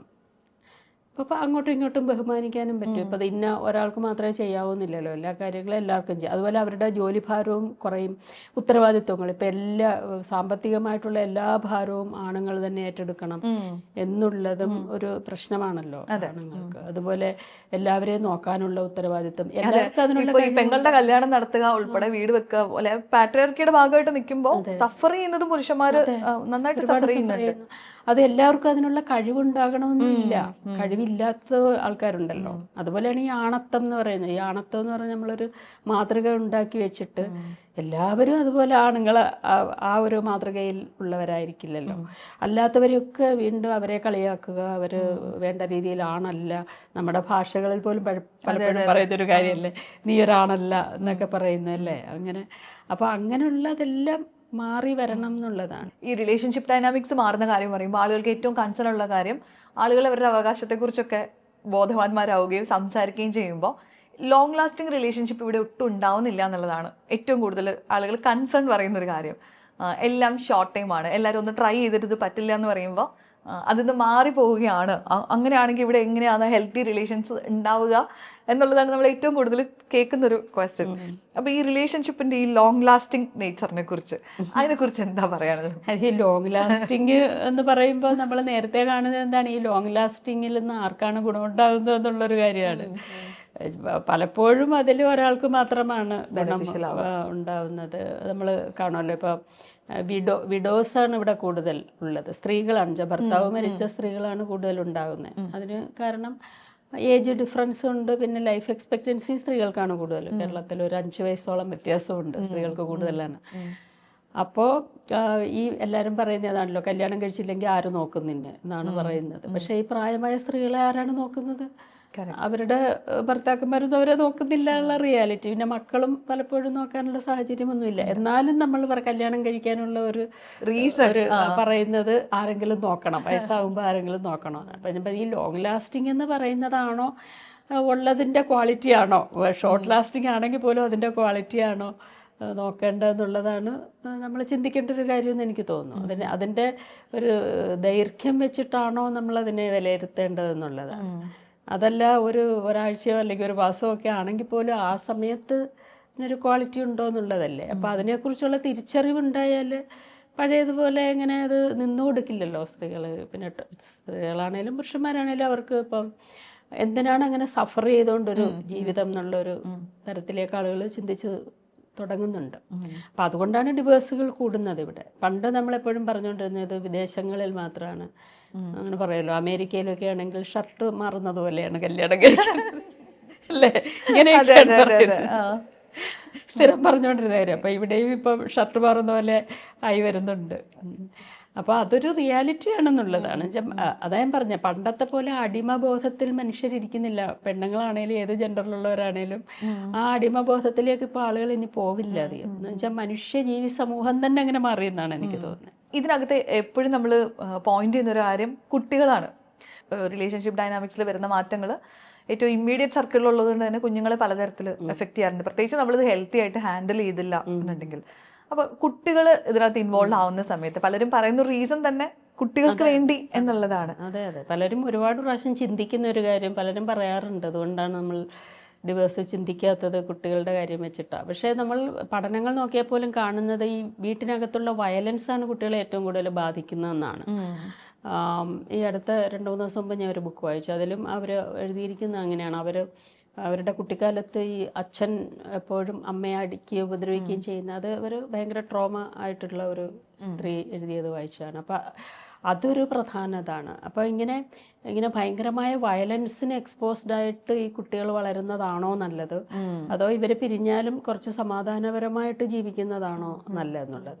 പിന്നെ ഇപ്പോൾ പല കുട്ടികൾ തന്നെയാണ് പലപ്പോഴും ആവശ്യപ്പെടുന്നത്, അല്ലേ, ശ്രദ്ധിച്ചിട്ടില്ലേ? അത് ഇപ്പോൾ കുട്ടികൾ തന്നെയാണ് അമ്മമാരോട് പറയുന്നത്, എന്തിനാണ് അമ്മ ഇങ്ങനെ സഫർ ചെയ്യുന്നത് എന്ന് കുട്ടികൾ തന്നെ ചോദിക്കുന്നു. പല അമ്മമാരും ഡിവോഴ്സിന് ശേഷം പറഞ്ഞു കേട്ടിട്ടുണ്ട്. അപ്പോൾ കുട്ടികൾക്ക് അറിയാം, അതാണ് കുട്ടികൾക്കും അറിയാം അവരുടെ എൻവയോൺമെൻറ്റ് എങ്ങനെയായിരിക്കണം എന്നുള്ളത്. വെച്ചാൽ വയലൻസ് ആർക്കും പറ്റുന്നതല്ല. വയലൻസാണ് ഏറ്റവും കൂടുതൽ ട്രോമ ഉണ്ടാക്കുന്നത്. അപ്പോൾ അതിൽ തമ്മിൽ ഭേദം ഏതാണെന്നേ നമുക്ക് ഓപ്റ്റ് ചെയ്യാൻ പറ്റുള്ളൂ. ഇപ്പോൾ 2 പേരും കൊണ്ടുണ്ടെങ്കിൽ നല്ലതാണ്, അതിന് സംശയമൊന്നുമില്ല. 2 പേരൻസ് അത് 2-ലധികം ആൾക്കാർ കുട്ടികളെ വളർത്തുന്ന സമയത്തുണ്ടെങ്കിൽ ഏറ്റവും നല്ലത് തന്നെയാണ്, അതിനൊന്നും സംശയമില്ല. പക്ഷെ ഉള്ളതിൽ അങ്ങനെ ഒരു സാഹചര്യം ഇല്ലാത്തപ്പോൾ നമ്മൾ ഉള്ളതിൽ വെച്ച് ബെറ്റർ അല്ലേ എടുക്കാൻ പറ്റുള്ളൂ. ഇപ്പോൾ പഠിച്ചിറങ്ങിയ ആ ഒരു സമയം തൊട്ട് തന്നെ ലൈംഗിക തൊഴിലാളികളുടെ ഇടയിൽ ജോലി ചെയ്യുക, നമ്മൾ ലൈംഗികത എന്നുള്ള വാക്ക് പറയുന്നത് പറഞ്ഞു. ഓക്കെ, സെക്സ് വർക്കേഴ്സ്, അത് മാറ്റാൻ പറ്റണില്ല. സെക്സ് വർക്കർ എന്ന് ഞാൻ കൂടുതൽ പറയാം. സെക്സ് വർക്കേഴ്സിനിടയിൽ വർക്ക് ചെയ്യാൻ തീരുമാനിക്കുന്നു. അതൊരു വലിയൊരു ഡിസിഷനാണ് അല്ലേ, ഒരു വളരെ ബോൾഡായിട്ടുള്ളൊരു ഡിസിഷനാണ്. എങ്ങനെയാണ് അങ്ങനെ ഒരു തീരുമാനം അതിലേക്ക് എത്തുന്നത്? അതിനുണ്ടായ ഒരു സാഹചര്യം എന്താണെന്നുള്ളത് പറയോ? പഠിച്ചിട്ട് ഉടനെയല്ല, കുറേ കാലം കഴിഞ്ഞിട്ടാണ്. അല്ല, ഈ സെക്സ് വർക്കറിൻ്റെ പ്രശ്നം എന്ന് പറഞ്ഞാലേ നമ്മളെല്ലാം സെക്സ് വർക്കറാണ്. ഒരാൾ അങ്ങനെ കണ്ടാൽ നമ്മൾ ഒരു സ്ത്രീയെ അവരുടെ വരുതിക്ക് നിർത്താൻ വേണ്ടി ഉപയോഗിക്കുന്ന ഒരു വാക്കാണ് സെക്സ് വർക്കർ എന്നുള്ള വാക്കൊന്നുമല്ല. നമ്മൾ വളരെ മോശമായിട്ടുള്ള തേവിടിശി അങ്ങനെയൊക്കെ പറഞ്ഞിട്ടുള്ള വാക്കുകൾ, ഒരുപാട് അങ്ങനത്തെ മോശം വാക്കുകളാണ് ഉപയോഗിക്കുന്നത്. അത് ദേഷ്യം വരുന്ന, ഇഷ്ടപ്പെടാത്ത ഏതൊരു സ്ത്രീയെയും വിളിക്കുന്ന ഒരു വാക്കാണ് അല്ലേ? അപ്പോൾ സ്ത്രീ എന്നുള്ള നിലയ്ക്ക് നമ്മളെല്ലാം അത് തന്നെയാണ്. അങ്ങനെ ഒരാൾ വിളിക്കുമ്പോൾ നമ്മളതാണ്. ഒരാൾ നമ്മളെ എങ്ങനെ കാണുന്നോ വിളിക്കുന്നോ അതാണല്ലോ നമ്മൾ. അപ്പോൾ ശരിക്കും പറഞ്ഞാൽ അങ്ങനെ ഒരു ഡിവിഷൻ ഇല്ല എന്നാണ് അങ്ങനെ ഒരു ഡിവിഷൻ ഇല്ല. ഏതൊരു സ്ത്രീയും സാധാരണ നമ്മളൊരു പൊട്ടൻഷ്യൽ സെക്സ് വർക്കറാണ്. ഇപ്പോൾ ഒരു ദിവസം നമ്മൾ പുറത്തായി പോയെങ്കിൽ, വീടിന് പുറത്തായി പോയി, അല്ലെങ്കിൽ റേപ്പിന് വിധേയമായാലും മതി, അങ്ങനെ അല്ലെങ്കിൽ അങ്ങനെ ചീത്തയായി പോയ ഒരു സ്ത്രീ, ചീത്തയായ സ്ത്രീ അങ്ങനെയാണല്ലോ കാണുന്നത്. അത് ആ ഒരു പ്രോബ്ലം എപ്പോഴും നമുക്കുണ്ട്. ഞാനൊരു സെക്സ് വർക്കറെ കണ്ടിട്ടില്ലാത്തപ്പോഴും അതൊരു പ്രോബ്ലമാണ്. സ്ത്രീയുടെ അന്തസ്സിനെ, സ്ത്രീയെ ഒരു വ്യക്തി എന്നുള്ള തരത്തിലുള്ള ഒരു സ്ത്രീയുടെ അന്തസ്സിനെ ചോദ്യം ചെയ്യുന്ന ഒരു കാര്യമാണ് ഈ കൺസെപ്റ്റ് തന്നെ. ഇങ്ങനെ ചീത്ത സ്ത്രീ എന്ന് പറഞ്ഞൊരു സംഭവം തന്നെ. ആ ചീത്ത സ്ത്രീയെ വെച്ചുകൊണ്ടാണ് നിങ്ങളെ നല്ല സ്ത്രീയായിട്ട് ഇങ്ങനെ ജീവിക്കുമെന്ന് പറഞ്ഞ് നിങ്ങളെ പരുവപ്പെടുത്തി എടുക്കുന്നത്, നിങ്ങളെ മെരുക്കിയെടുക്കുന്നത്. അതാണ് കറക്റ്റ് വാക്ക്. മെരുക്കിയെടുക്കുന്നത്, സ്ത്രീകളെ മെരുക്കിയെടുക്കാനുള്ള ഒരു സംഭവമാണ് ഈ ചീത്ത സ്ത്രീ എന്ന് പറയുന്നത്. അത് എന്ത് വാക്ക് ഉപയോഗിക്കുമ്പോഴും. അപ്പോൾ നമ്മളെല്ലാവരും അതാണ്. അപ്പോൾ സ്വാഭാവികമായിട്ട് അത് നമ്മുടെ പ്രശ്നമാണ്. അങ്ങനെയാണ്, അല്ല വേറൊരു സ്ത്രീയുടെ പ്രശ്നം എന്നാണ്. അപ്പോൾ അതിങ്ങനെ നമ്മളെപ്പോഴും ഹോണ്ട് ചെയ്തുകൊണ്ടിരിക്കുന്ന ഒരു, ഏതൊരു സ്ത്രീക്കും പ്രോബ്ലമാറ്റിക് ആയിട്ടുള്ളൊരു കാര്യമാണല്ലോ അത്.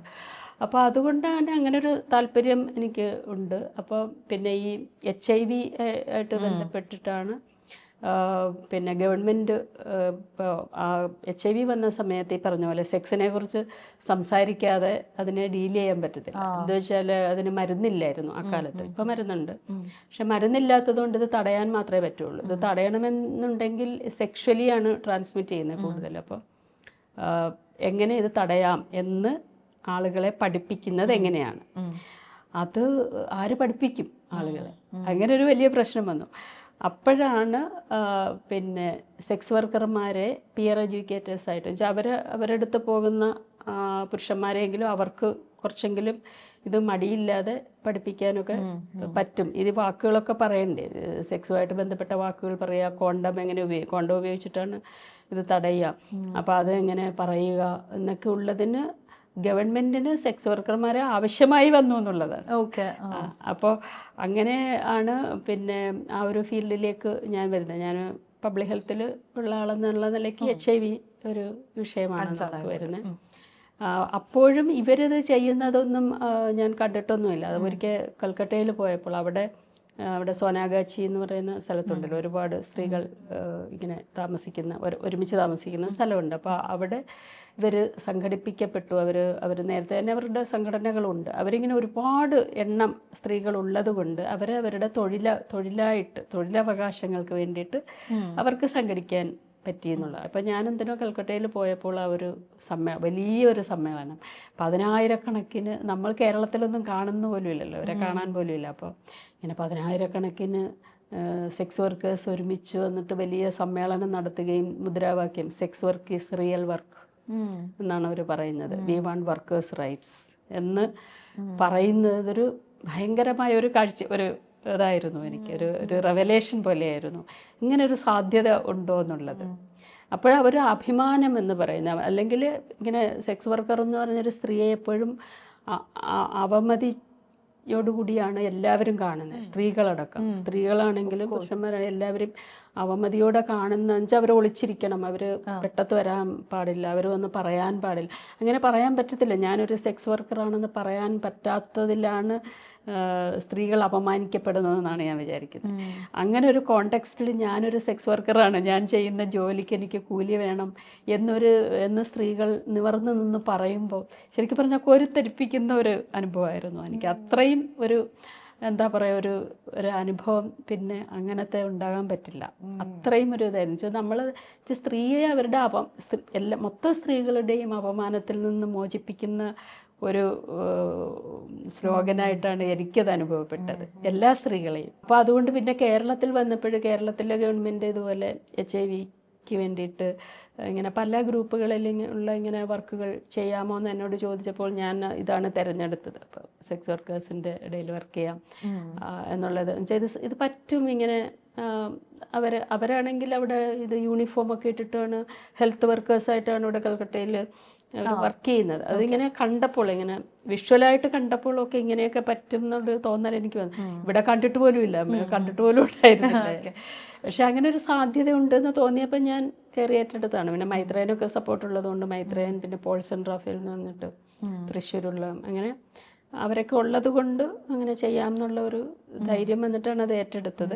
പക്ഷെ അവരെ കാണാൻ പോലും പറ്റില്ലായിരുന്നു ആ സമയത്ത്. എവിടെ പോയിട്ടാണ് നമ്മൾ കാണുന്നത്? കാണാൻ പോലും പറ്റില്ലായിരുന്നു. ജയിലിലൊക്കെ പോയിട്ടാണ് ആദ്യം അവരെ കണ്ടിരുന്നത്. അപ്പം അവർ മിക്കപ്പോഴും ജയിലിലൊക്കെ ആയിരിക്കും. അപ്പോൾ അങ്ങനെ ജയിലിൽ പോയി കണ്ട് ഒരുപാട് കാലം അവരുമായിട്ട് സംസാരിച്ചിട്ടൊക്കെയാണ് അവർ നമ്മുടെ അടുത്തേക്കൊക്കെ വരാൻ പോലും തയ്യാറായത്. വെച്ചാൽ അവർക്ക് ട്രസ്റ്റ് ഇല്ല, അവരാരെയും ട്രസ്റ്റ് ചെയ്യാൻ പറ്റത്തില്ല. അതുപോലെ ബാക്കിയുള്ളവർ അവരുടെ ജീവിതം ദുരിതമാക്കിയിരിക്കുന്നതാണ്. പിന്നെ അവർക്ക് HIV അവർക്കൊരു പ്രധാന വിഷയവും ആകുന്നില്ല. HIV വന്നാൽ ഒരുപാട് കാലം കഴിഞ്ഞിട്ടാണ് അത് അസുഖമാകുന്നത്. അവർ അന്നൊക്കെ തെരുവിൽ നിൽക്കുകയാണ്, ഇപ്പോഴത്തെ പോലെ ഫോണൊന്നും ഇല്ലല്ലോ. അപ്പം തെരുവിൽ നിൽക്കുന്ന സമയത്ത് അവർ ഭയങ്കര റിസ്ക് എടുത്താണല്ലോ നിൽക്കുന്നത്. അവരെപ്പോൾ വേണേൽ കൊല്ലപ്പെടാം. അവർ സ്ത്രീകൾ രാത്രിയിൽ ഇങ്ങനെ, നമ്മളൊക്കെ 6 മണിയാകുമ്പം വീട്ടിനകത്ത് കയറി ഇരിക്കുന്ന ആളുകളല്ലേ. അപ്പോൾ സ്ത്രീകൾ അങ്ങനെ രാത്രിയിൽ മുഴുവനും ഇങ്ങനെ ക്രിമിനലായിട്ടുള്ള ആളുകളുടെ കൂടെയൊക്കെ തന്നെ അവർക്ക് കഴിയേണ്ടി വരികയും, അത്തരം ഡെയിലി ഇവർ മുറിവുകളൊക്കെ ആയിട്ടാണ് വരുന്നത് ശരീരത്തിലെല്ലാം. അപ്പം അങ്ങനെ നിൽക്കുന്ന സ്ത്രീകളാണല്ലോ. അപ്പം അങ്ങനെ അവരെ കണ്ടെത്തുക എന്നുള്ള വലിയൊരു പ്രയാസമായിരുന്നു. അവരുമായിട്ടൊരു ബന്ധം ഉണ്ടാക്കിയെടുക്കുക എന്നുള്ളത് വലിയ പ്രയാസമായിരുന്നു. പതുക്കെ പതുക്കെയാണ് അവർ അങ്ങനെ. പക്ഷേ ഇപ്പോഴും ആ ഒരു മൂവ്മെൻറ്റ് കേരളത്തിൽ പറ്റാത്തതിൻ്റെ എന്തുകൊണ്ടാണ് വെച്ചാൽ, ബാക്കി എല്ലാവർക്കും ഇപ്പം അതിനോടൊപ്പമാണ് നമ്മൾ മറ്റേ ട്രാൻസ്ജെൻഡർ മനുഷ്യരുടെ മൂവ്മെൻറ്റും ക്യൂർ മൂവ്മെൻ്റ് ഒക്കെ ഉണ്ടായത്. അതൊക്കെ വളരെയധികം മുന്നോട്ട് പോയി അല്ലേ. അപ്പോൾ അവർ സ്വയം സംഘടിക്കുന്നുണ്ട്, അവർക്ക് കേരളത്തിൽ വളരെ വിസിബിളാണ്. പക്ഷേ എന്തുകൊണ്ടാണ് ഇപ്പോഴും ഒരു സെക്സ് വർക്ക് ഇല്ലാത്തതുകൊണ്ടല്ല, കുറേ പേരുണ്ട്, ജോലി ചെയ്യുന്നവരുണ്ട്. അവർക്ക് എന്തുകൊണ്ടാണ് വന്ന് പറയാൻ പറ്റാത്തത് നമ്മൾ സെക്സ് വർക്കർ ആണെന്ന് എന്നുള്ളിടത്താണ്. അപ്പോൾ അവിടെ ഒട്ടും മാറിയിട്ടില്ല എന്നുവെച്ചാൽ, സ്ത്രീയോടുള്ള ഈ കാഴ്ചപ്പാട് ഒട്ടും മാറിയിട്ടില്ല. ജോലി ചെയ്യുന്നവർ തന്നെ അവരുടെ വീട്ടിലറിയാതെയാണ്. അതുകൊണ്ടാണ് അവർ പലപ്പോഴും മുന്നിലേക്ക് വരാത്തത്. വെച്ചാൽ വീട്ടിലും നാട്ടിലും ഒന്നും അറിയാതെയാണ് ഇത് ചെയ്യേണ്ടി വരുന്നത്. അപ്പോൾ അവിടെ എന്താണ് പറയുക, നമ്മളിപ്പോഴും എത്ര നേരത്തെ പറഞ്ഞ വിദ്യാഭ്യാസം എന്ന് പറഞ്ഞാലും ലിബറേറ്റഡ് എന്ന് പറഞ്ഞാലും സ്ത്രീയുടെ സെക്ഷുവാലിറ്റി, സെക്സ് കൺട്രോൾ ചെയ്യപ്പെടുക തന്നെയാണ് എന്നുള്ളതാണ്.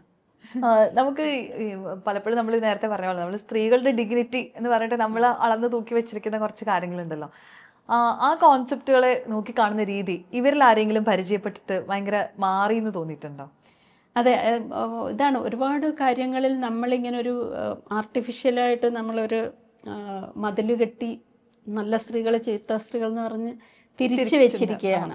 അപ്പോൾ ഇതിൽ ഏതാണ് ഇപ്പം ഈ സ്ത്രീകൾക്ക് വേണ്ടി പറയുന്ന ആളുകളടക്കം ഇതിനെ അംഗീകരിക്കുന്നില്ല. ഈ സെക്സ് വർക്കർമാരുടെ സംഘടന അല്ലെങ്കിൽ സെക്സ് വർക്കർമാർ അവരുടെ അവകാശങ്ങൾക്ക് വേണ്ടി പറയുന്നതിനെ എതിർക്കുന്ന ഒരുപാട് മനുഷ്യാവകാശ പ്രവർത്തകർ പോലും, എല്ലാവരും അങ്ങനെയുള്ളവരും ഉണ്ട്. എന്നുവെച്ചാൽ അവർ പറയുന്ന ഒരു കാര്യം, പ്രത്യേകിച്ച് സ്ത്രീകളൊക്കെ പറയുന്ന ഒരു കാര്യം, ഇത് സെക്സ് പിന്നെ രണ്ടുപേര് തമ്മിലുള്ള ഇഷ്ടത്തിലല്ല എന്നുണ്ടെങ്കിൽ അത് ഏലിയനേറ്റഡ് ആയിട്ടുള്ള ഒരു കാര്യമാണ് എന്നുള്ളതാണ്. നമ്മുടെ ഞാൻ നേരത്തെ പറഞ്ഞ കാര്യം, നമ്മുടെ ഡിസയറിൽ നിന്ന് വരുന്നതല്ലെങ്കിൽ, നമ്മുടെ ആഗ്രഹത്തിൽ നിന്ന് വരുന്നതല്ലെങ്കിൽ അതൊരു ശരിയായ സെക്സ് അല്ല എന്നുള്ളതാണ്. പിന്നെ അതിന് പണം വാങ്ങുന്നുണ്ടെങ്കിൽ അത് ശരിയായ ഒരു കാര്യമല്ല എന്നുള്ളതാണ്. പക്ഷെ അതേസമയം നമ്മൾ ബാക്കി എല്ലാത്തിനും പണം വാങ്ങുന്നു എന്നുള്ളതിൻ്റെ കോൺട്രഡിക്ഷൻ. നമ്മൾ ചികിത്സ ചെയ്യുന്നതിന് ഏറ്റവും വലിയ സേവനം, ഉദാത്തമായ സേവനമാണ് ഒരാളുടെ രോഗം മാറ്റുക എന്നുള്ളത്. അതിന് നമ്മൾ പണം വാങ്ങുന്നതിന് നമുക്ക് പ്രശ്നമില്ല. അതുപോലെ വിദ്യാഭ്യാസം കൊടുക്കുന്നത്, അതൊക്കെ പണ്ട് കാലത്ത് എന്താണ് നമ്മളങ്ങനെ കൊടുത്തിരുന്ന ഒരു കാര്യമാണ്. പക്ഷെ അതിനൊക്കെ നമ്മൾ പണം വാങ്ങുന്നതിനൊന്നും നമുക്ക് പ്രശ്നം തോന്നില്ല. പക്ഷേ ഇതിന് അങ്ങനെ പണം വാങ്ങി ചെയ്യാൻ പാടില്ല എന്ന് പറഞ്ഞാൽ നമ്മുടെ ഉള്ളിൽ നിന്ന് വരേണ്ട ഒരു കാര്യമാണെന്നുള്ളത്. പക്ഷെ അവിടെയാണ് എനിക്ക് ഈ പറഞ്ഞ പല കാര്യത്തിലും ഇത് സാമ്യമുണ്ട് എന്നുള്ളത്. എന്നുവെച്ചാൽ പിന്നെ ഈ മറ്റ് ബന്ധങ്ങളിൽ, നമ്മുടെ വ്യവസ്ഥയിലുള്ള ബന്ധങ്ങളിൽ ഇങ്ങനെ എന്താ പറയുക, താല്പര്യത്തിൻ്റെ പുറത്താണോ ഉണ്ടാകുന്നത്? അല്ലല്ലോ. അവിടെയും ഈ പറഞ്ഞ എലിനേഷൻ നടക്കുന്നുണ്ടല്ലോ. നമ്മുടെ ആഗ്രഹത്തിൽ നിന്ന് മാറി ഒരു ജോലി, ഉപജീവനത്തിന് വേണ്ടി എന്ന് നമുക്ക് വേറൊരു തരത്തിൽ പറയാം. ഇപ്പോൾ അവർ പറയുന്നു അവർ ജീവിക്കാൻ വേണ്ടി, അവരുടെ ലൈവ്ലിഹുഡാണെന്നാണ് പറയുന്നത്. പക്ഷെ വേറൊരു തരത്തിൽ നോക്കിയാൽ മാരേജ് ഒരു ലൈവ്ലിഹുഡാണ്. സ്ത്രീകൾക്കല്ലേ. അപ്പോൾ അല്ലെങ്കിൽ പിന്നെ ഇത്രയും കോംപ്രമൈസ് ചെയ്ത് നിൽക്കുമോ? ഈവൻ അടിയും ചവിട്ടും. അപ്പോൾ ഇവർ ഈ സെക്സ് വർക്കർ എന്ന് പറയുന്നവർ അവരിത് മാത്രമൊന്നുമല്ല, അവരെല്ലാം ഭാര്യമാരായിരുന്നവരാണ്. കേരളത്തിലെ കാര്യം പറയണത്. മറ്റ് സ്ഥലങ്ങളിലെ പോലെയുള്ള ട്രാഫിക്കിംഗ് ഇവിടെ അധികം ഇല്ല. അപ്പം ഇവർ കൂടുതൽ ആളുകളും ഞങ്ങൾ ബന്ധപ്പെട്ടിട്ടുള്ളവർ പിന്നെ ഭാര്യമാരായിരുന്നവരാണ്. അപ്പോൾ ഭാര്യമാരാകാൻ പോകുമ്പോൾ എന്താണ്, ഭർത്താവ് എല്ലാം നോക്കിക്കോളും എന്നുള്ളൊരു കൺസെപ്റ്റിൽ. പിന്നെ അതും ഇല്ല, അവർ പിന്നെ പൈസ സമ്പാദിച്ചുകൊണ്ട് വരുന്നുമില്ല.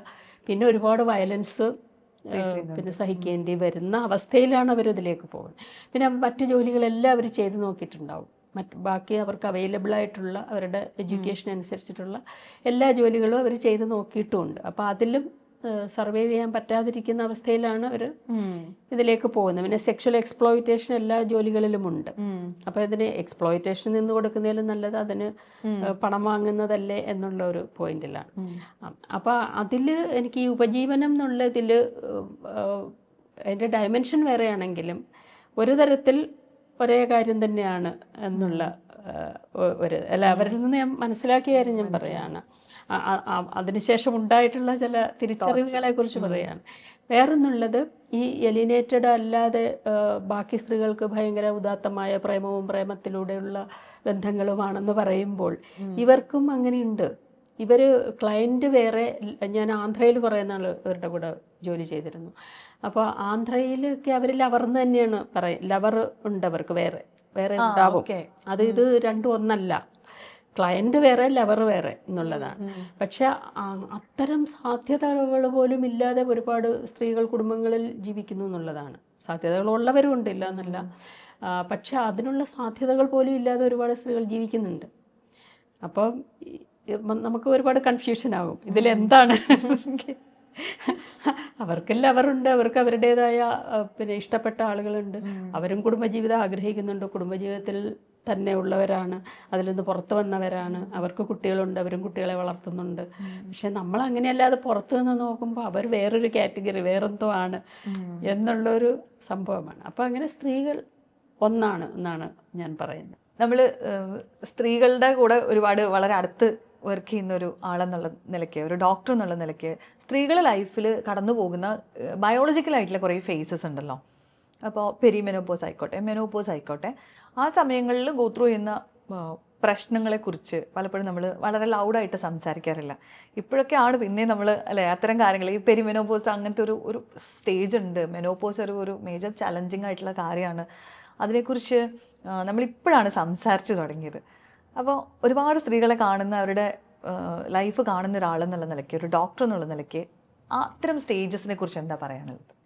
പണ്ടൊക്കെ ഈ മെൻസ്ട്രേഷൻ്റെ തന്നെ ആദ്യം തുടങ്ങുന്ന മെനാർക്കി തന്നെ ഒരുപാട് പ്രശ്നങ്ങൾ ഉണ്ടാക്കിയിരുന്നല്ലോ പെൺകുട്ടികൾക്ക്. പക്ഷെ ഇപ്പോഴും കുറച്ചൊക്കെ ഉണ്ടെന്ന് തോന്നുന്നു. എന്നാലും പണ്ടത്തെ കുറേ ആചാരങ്ങളും പിന്നെ എന്താണ്, അവിടെ തൊടാൻ പാടില്ല, ഇവിടെ തൊടാൻ പാടില്ല, വിളക്ക് വയ്ക്കാൻ പാടില്ല, അടുക്കളയിൽ കയറാൻ പാടില്ല, ചിലയിടത്തൊക്കെ മാറിക്കിടക്കണം അല്ലേ, വേറെ മുറിയിൽ കിടക്കണം, അങ്ങനത്തേതൊക്കെ കുറേ ഇപ്പം മാറിയിട്ടുണ്ട്. ചിലയിടത്ത് ആഘോഷങ്ങളാക്കി മാറ്റിയിട്ടുണ്ട്. പിന്നെ കുറച്ച് നേരത്തെ ഇപ്പോൾ കുട്ടികൾക്ക് മെനാർക്കി കണ്ടുവരുന്നു വെച്ചാൽ എനിക്ക് തോന്നുന്നത് അത് ഹെൽത്തിയായ കൂടുതൽ ന്യൂട്രീഷ്യസ് ഫുഡൊക്കെ ഉള്ളത് കൊണ്ട് ആയിരിക്കാം. അതിനെക്കുറിച്ചും ഒരുപാട് തെറ്റിദ്ധാരണകളും കാര്യങ്ങളും ഒക്കെ ഉണ്ട്. എന്താ ഹോർമോണുള്ള കോഴി കഴിക്കുന്നുണ്ട് അങ്ങനെയൊക്കെ ആളുകൾ പറഞ്ഞു കേൾക്കാം. പക്ഷെ എനിക്ക് തോന്നിയിട്ടുള്ളത് ഒരു പക്ഷേ കൂടുതൽ ന്യൂട്രീഷൻ ഉള്ള ഫുഡ് ഒക്കെ കഴിക്കുന്നുണ്ടായിരിക്കാം. പിന്നെ ഇപ്പോഴൊക്കെ എനിക്ക് തോന്നുന്നു അതിനെക്കുറിച്ച് കുറച്ചൊക്കെ കുട്ടികൾക്ക് കൊടുക്കുന്നുണ്ട് എന്ന് തോന്നുന്നുണ്ട് പണ്ടത്തെക്കാളും. ഇല്ലെങ്കിൽ പണ്ട് കാലത്ത് പെൺകുട്ടികളൊക്കെ പേടിച്ചു പോയവരുണ്ട്. ഇത് എനിക്ക് ക്യാൻസർ വന്നു, ഞാൻ മരിക്കാൻ പോവാണ്, അങ്ങനെയൊക്കെ ചിന്തിച്ചിട്ടുള്ള ആൾക്കാരുണ്ട്. പക്ഷെ ഇപ്പോഴും ഉണ്ടായിരിക്കാം. പക്ഷെ കൂടുതൽ അതിനെക്കുറിച്ച് അവയർനെസ് ഉണ്ട്. പിന്നെ നമ്മൾ ഈ മെൻസ്ട്രൽ കപ്പ്, പാഡുകൾ, ഇതിനെക്കുറിച്ചൊക്കെ കുറേയൊക്കെ ഈ എന്താണ് സ്കൂളിൽ എന്തെങ്കിലും സെക്സ് എഡ്യൂക്കേഷൻ പഠിപ്പിക്കണമെന്ന് പറഞ്ഞാൽ ഉടനെ പഠിപ്പിക്കുന്ന ഒരു കാര്യമാണ്. ഓക്കെ, ഇതാണ് സെക്സ് എഡ്യൂക്കേഷൻ എന്നാണ് വിചാരിക്കുന്നത്. അങ്ങനെയൊക്കെ കുറേ ഇത് വരുന്നുണ്ട്. പിന്നെ അതിനുശേഷം സ്ത്രീകൾ അവരുടെ കല്യാണമൊക്കെ കഴിഞ്ഞാൽ പിന്നെ ഗർഭിണിയാകുമ്പോഴും പ്രസവത്തിനുമൊക്കെ ഡോക്ടർമാരെ കാണാൻ പോകുമല്ലോ. അപ്പോൾ അതൊക്കെ പിന്നെ ഡോക്ടർമാർ പറയുന്ന പോലെ അങ്ങ് ചെയ്യുക എന്നുള്ളതേ ഉള്ളൂ. അതിനപ്പുറത്തോട്ട് നമ്മൾ നേരത്തെ കോൺട്രാസെപ്ഷനെ കുറിച്ച് സംസാരിച്ചല്ലോ. അത് ഈ പറഞ്ഞ നമ്മൾ ട്യൂബക്ടമിയുടെ കാര്യം പറഞ്ഞു. അത് പുറത്തുനിന്നൊക്കെ വരുന്ന സ്ത്രീകൾക്ക് അത് മനസ്സിലാകുന്നില്ല. എന്ന് വെച്ചാൽ നമുക്കത് അങ്ങനെ അല്ലാത്ത ഒരുപാട് സാധ്യതകൾ ഉണ്ടല്ലോ. എല്ലാവരും പിന്നെ എന്തിനാണ് ഈ ട്യൂബക്ടമി ചെയ്യുന്നതെന്ന് അവർ ചോദിക്കുമെന്ന് ഞാൻ പറഞ്ഞില്ലേ. അപ്പോൾ ഇതുകൊണ്ടാണ് എന്താണ് ചെയ്യേണ്ടത് വേറെ എന്നുള്ളത് അതും ഡോക്ടർമാർ പറയുന്ന അതുപോലെ ചെയ്യുക എന്നുള്ളതേ ഉള്ളൂ. പിന്നെ ഒന്ന് നമുക്ക് ഉത്തരവാദിത്വം ഒന്നും എടുക്കാൻ വയ്യ, ആരെങ്കിലും തീരുമാനിക്കുക, അങ്ങനെ പൊതുവെ ഒരു ആറ്റിറ്റ്യൂഡ് എളുപ്പമാണല്ലോ. അങ്ങനത്തെ ഒരു ആറ്റിറ്റ്യൂഡ് ആണെന്നാണ് എനിക്ക് തോന്നുന്നത്. അങ്ങനെ പോകുന്നു. അപ്പോൾ കൂടുതൽ സ്ത്രീകൾ ആ സമയത്ത് പിന്നീട് കുട്ടികളൊക്കെ അതിന് ശേഷമുള്ള സമയത്ത് ഏറ്റവും പ്രശ്നമായിട്ട് കണ്ടിട്ടുള്ളത് ഈ വെള്ളപ്പൊക്കം എന്ന് പറഞ്ഞൊരു സംഭവമാണ്. അത് ശരിക്കും പറഞ്ഞാൽ ഈ നമ്മുടെ വജൈനയിൽ നിന്ന് യോനിയിൽ നിന്നൊരു ഫ്ലൂയിഡ് ഉണ്ടാകുമല്ലോ. അത് ഈ മെൻസ്ട്രൽ സൈക്കിളിനനുസരിച്ച് അതിൽ കുറേ മാറ്റങ്ങൾ വരികയും ചെയ്യും. അതിൻ്റെ നിറം മാറും, അതുപോലെ അതിൻ്റെ എന്താ വലിയുന്നത്, കട്ടി, ഇതൊക്കെ മാറി മാറി വരും. അതിൽ ചില സ്ത്രീകൾ വിചാരിക്കുന്നത് ഇതൊരു രോഗമാണെന്നാണ്. പക്ഷെ ചിലപ്പോൾ ഒരു രോഗാണുബാധ ഉണ്ടെങ്കിൽ അതിൽ നിറവ്യത്യാസം, സ്മെല്ല്, അങ്ങനെയൊക്കെ വരും. പക്ഷെ പൊതുവേ സ്ത്രീകൾക്ക് ഞാൻ പറയുന്നത് വെച്ചാൽ സ്ത്രീകൾക്ക് അവരുടെ ബോഡിയെക്കുറിച്ച് അല്ലെ പ്രത്യേകിച്ച് ഈ ജനനേന്ദ്രിയത്തെക്കുറിച്ചൊക്കെയുള്ള ആകെ നടക്കുന്ന ഡോക്ടർമാരുടെ അടുത്ത് പോലും ഉള്ള ഡിസ്കോഴ്സുകൾ ഇതൊക്കെയാണ്. അതാണ് ഞാൻ അപ്പോൾ ഇതാണ് കൂടുതൽ പറയുന്നത്. അപ്പം അതിനെ കുറച്ച് സ്ട്രെസ്സുമായിട്ട് ബന്ധപ്പെട്ടും എനിക്ക് തോന്നിയിട്ടെന്ന് വെച്ചാൽ എന്തെങ്കിലും അവർക്ക് പറയണമെന്നുണ്ടെങ്കിൽ അല്ലെങ്കിൽ ഇതെല്ലാം ഇതുമായിട്ട് ബന്ധപ്പെട്ടാണ് വരുന്നത്. അല്ലെ ശരീരം ക്ഷീണിച്ചു പോകുന്നതുമായിട്ട് ബന്ധപ്പെട്ടാണ്. പണ്ട് അസ്ഥി ഉരുക്കം എന്ന് ഇതിന് പറയും. അസ്ഥി ഉരുക്കം എന്ന് പറയുന്നത് എന്താ വെച്ചാൽ ഇത് അസ്ഥി ഉരുകി പോവാണ് എന്നുള്ളൊരു കൺസെപ്റ്റ്. വെച്ചാൽ എനിക്കെന്തോ ഒരു കാര്യമായി കുഴപ്പം വരുന്നുണ്ടെന്നാണ് ഈ സ്ത്രീകൾ വിചാരിക്കുന്നത്. ചിലപ്പോൾ അത് നോർമലായിട്ടുള്ള ഡിസ്ചാർജ് ആയിരിക്കും, ചിലപ്പോൾ പിന്നെ ഇൻഫെക്ഷൻ ആയിരിക്കും. പക്ഷെ അതിനേക്കാളൊക്കെ വലിയ എന്തോ സംഭവമായിട്ടാണ്. അതാണ് ഒന്ന് എനിക്ക് തോന്നിയിട്ടുള്ളത്. പക്ഷേ വേറെ പല പ്രശ്നങ്ങളും പറയാറില്ല, ഓപ്പണായി പറയാറില്ല എന്നാണ്. വെച്ചാൽ നമ്മൾ ഈ റിപ്രൊഡക്റ്റീവ് ഹെൽത്തിനെ കുറിച്ചുള്ള പഠനങ്ങളൊക്കെ നടത്തുമ്പോൾ എടുത്തു ചോദിക്കുന്നൊരു കാര്യം ഈ സെക്ഷുവലായിട്ട് ബന്ധപ്പെടുമ്പോഴുള്ള വേദന, ഡിസ്പെറോണിയ എന്ന് പറയുന്നത്. അത് നമ്മൾ എടുത്തു ചോദിച്ചാൽ മാത്രമേ സ്ത്രീകൾ പറയാറുള്ളൂ എന്നുള്ളതാണ്. ശരിക്കും പറഞ്ഞാൽ ഒരുപാട് വേദന സഹിക്കുന്ന സ്ത്രീകളുണ്ട്, പക്ഷെ അതും പറയില്ല. എവിടെയാണ് പോയി പറയുക? ഇപ്പോൾ പണ്ടൊക്കെ ആണെങ്കിലും ഇപ്പോഴാണെങ്കിലും ഈ ഔട്ട് പേഷ്യൻ്റ് ഇതിൽ പോകുന്ന സമയത്ത് ഒരുപാട് ആളുകൾ കൂടി നിൽക്കുകയായിരിക്കും, ഒരുപാട് ആളുകൾ നിൽക്കും.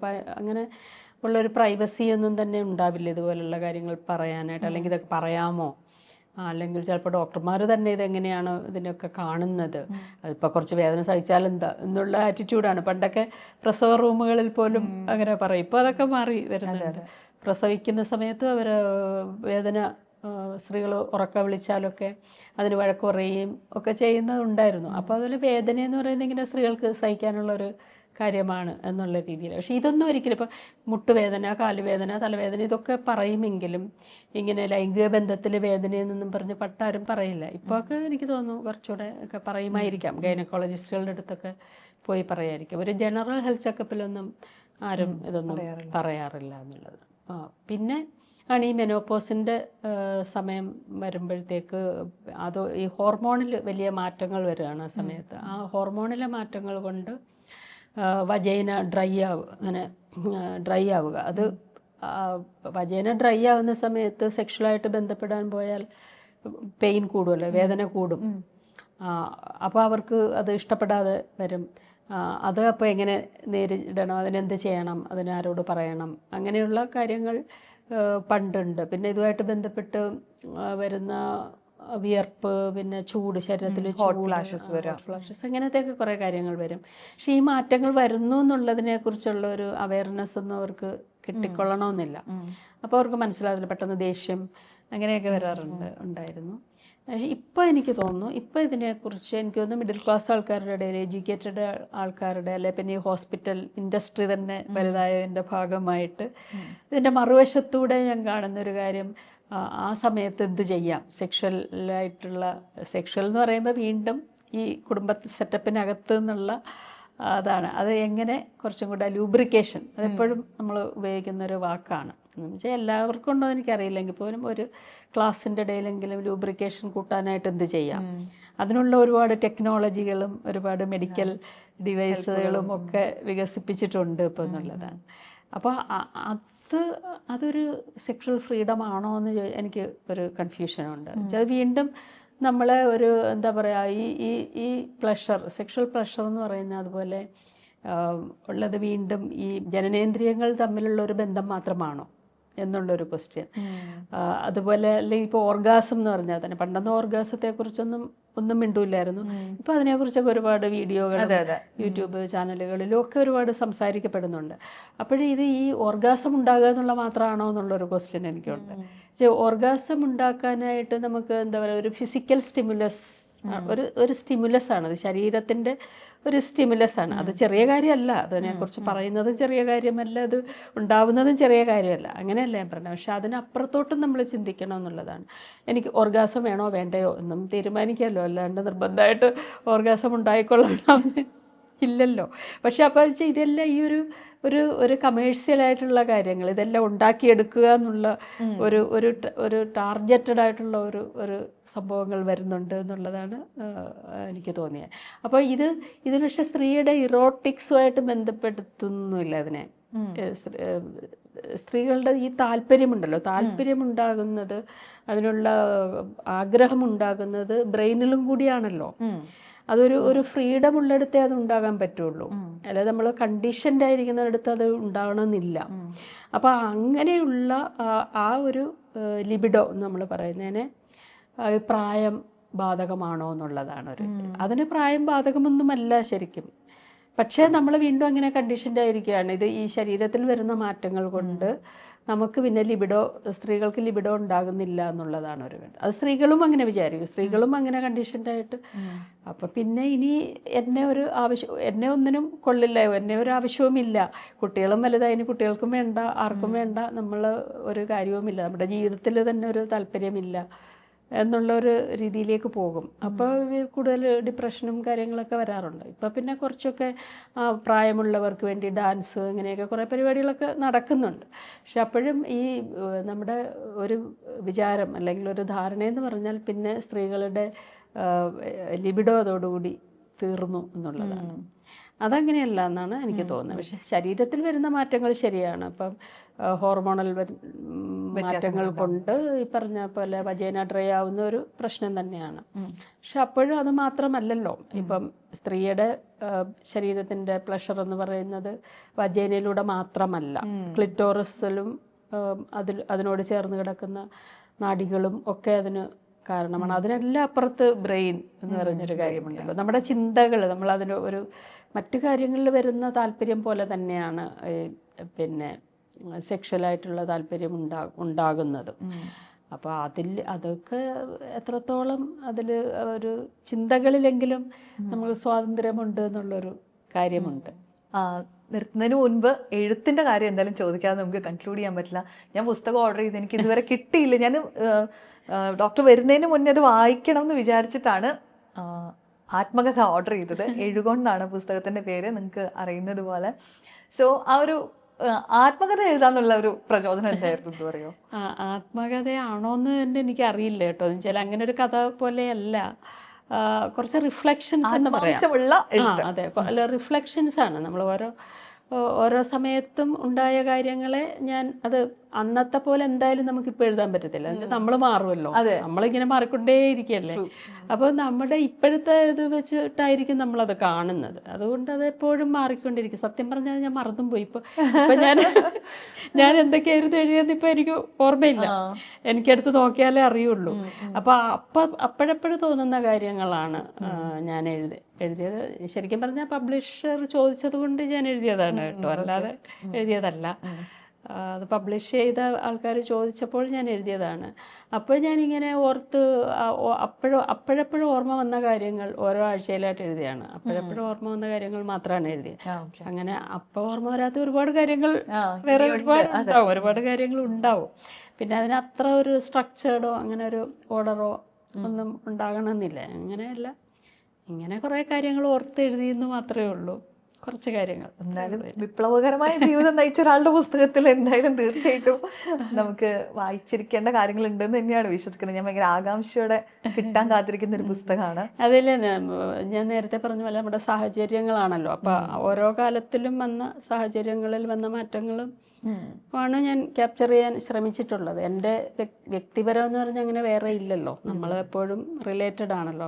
നമ്മുടെ മറ്റുള്ളവരുമായിട്ട്, നമ്മുടെ ചുറ്റുമുള്ളവരുമായിട്ട്, സമൂഹമായിട്ട് റിലേറ്റഡ് ആയിട്ട് മാത്രമേ നമ്മളുള്ളൂ. അപ്പം അതിനകത്ത് പിന്നെ കുറേ നമ്മുടേതായ പേഴ്സണലായിട്ടുള്ള വികാരങ്ങളോ വേദനകളോ അങ്ങനത്തെ കാര്യങ്ങളൊന്നും ഞാൻ അധികം അങ്ങനെ എഴുതിയിട്ടുണ്ടെന്നും തോന്നുന്നില്ല. ഞാൻ എപ്പോഴും ആ ഒരു സിറ്റുവേഷനും കാര്യങ്ങളാണ്, ആ രീതിയിലാണ് ഞാൻ എഴുതിയിട്ടുള്ളത് എന്നാണ് തോന്നുന്നത്. ഒന്നുകൂടെ നോക്കണം. ഓക്കെ, നമ്മളിവിടെ വരുന്ന എല്ലാവരോടും ചോദിക്കുന്ന ഒരു കാര്യമാണ്, ഹൂ ആർ യു ബിക്കമിങ്? എന്താണ് ഇനിയും ആയിക്കൊണ്ടിരിക്കുന്നത്? അതെപ്പോഴും ബിക്കമിങ്. അത് നമ്മൾ നേരത്തെ അറിഞ്ഞാൽ അതിന്റെ ത്രില്ല് പോകും, ഇല്ലേ? നമുക്ക് തന്നെ ആ അറിയാതിരിക്കുക എന്നുള്ളിടത്താണ് നമ്മുടെ ലൈഫിന്റെ ത്രില്ല് മുഴുവനും ഉള്ളത്, അല്ലേ? നാളെ ഇപ്പൊ അടുത്ത നിമിഷം എന്താണ്, അല്ലെങ്കിൽ അടുത്ത മണിക്കൂറിൽ എന്താണ്, അടുത്ത ദിവസം എന്താണെന്ന് അറിയാതിരിക്കുന്നതിലാണ് എനിക്ക് ഏറ്റവും എൻ്റെ ലൈഫിലെ ഏറ്റവും ത്രില്ലിംഗ് ആയിട്ടുള്ള എൻ്റെ എക്സ്പീരിയൻസ് അല്ല എൻ്റെ കാര്യം എന്ന് പറയുന്നത് അതാണ്, അറിയാതിരിക്കുക എന്നുള്ളതാണ്. പക്ഷേ എപ്പോഴും മാറിക്കൊണ്ടിരിക്കുന്നു. ഇപ്പം നമ്മൾ ഇന്നാണ് നമ്മൾ ആദ്യമായിട്ട് നേരിട്ട് പരിചയപ്പെടുന്നത്. അപ്പോൾ ഉള്ള ഞാനെന്ന് പറഞ്ഞ് അശ്വതിയും കൂടെ ചേർന്നുള്ളൊരു ഞാനായിരിക്കുമല്ലോ ഇതുവരെയുള്ള ഞാനിൽ നിന്ന്. അപ്പോൾ തന്നെ നമ്മൾ കുറച്ച് മാറുന്നു. അങ്ങനെ നമ്മൾ മാറിക്കൊണ്ടിരിക്കുകയാണ്. എപ്പോഴും നമ്മളെല്ലാവരും അങ്ങനെ മാറിക്കൊണ്ടും മാറ്റിക്കൊണ്ടും ഇരിക്കുകയാണ്. അതെ, അങ്ങനെ ഒരുപാട് മാറ്റിക്കൊണ്ടിരിക്കാൻ കഴിയട്ടെ എന്ന് ആശംസിക്കുന്നു. Thank you so much for coming. ഇത്രയും സമയം എന്ന് പറഞ്ഞാൽ ഭയങ്കര എന്താ, നമ്മൾ കേൾക്കുക എന്ന് പറയുന്നത് തന്നെ വളരെ ഡിഫറെൻ്റ് ആയിട്ടുള്ള ഒരു ജീവിതാനുഭവം ഉള്ള ഒരാളെ ഇത്ര സമയം കേൾക്കാൻ പറ്റിയത് തന്നെ ഭയങ്കര വലിയൊരു കാര്യമാണ്. വളരെ സന്തോഷം. എനിക്കും വളരെ സന്തോഷം അങ്ങനെ ലൈവ്ലി ആയിട്ടുള്ള ഒരു ഡിസ്കഷൻ, ഒരു സ്പേസ് തന്നതിന്. Thank you so much. Thank you.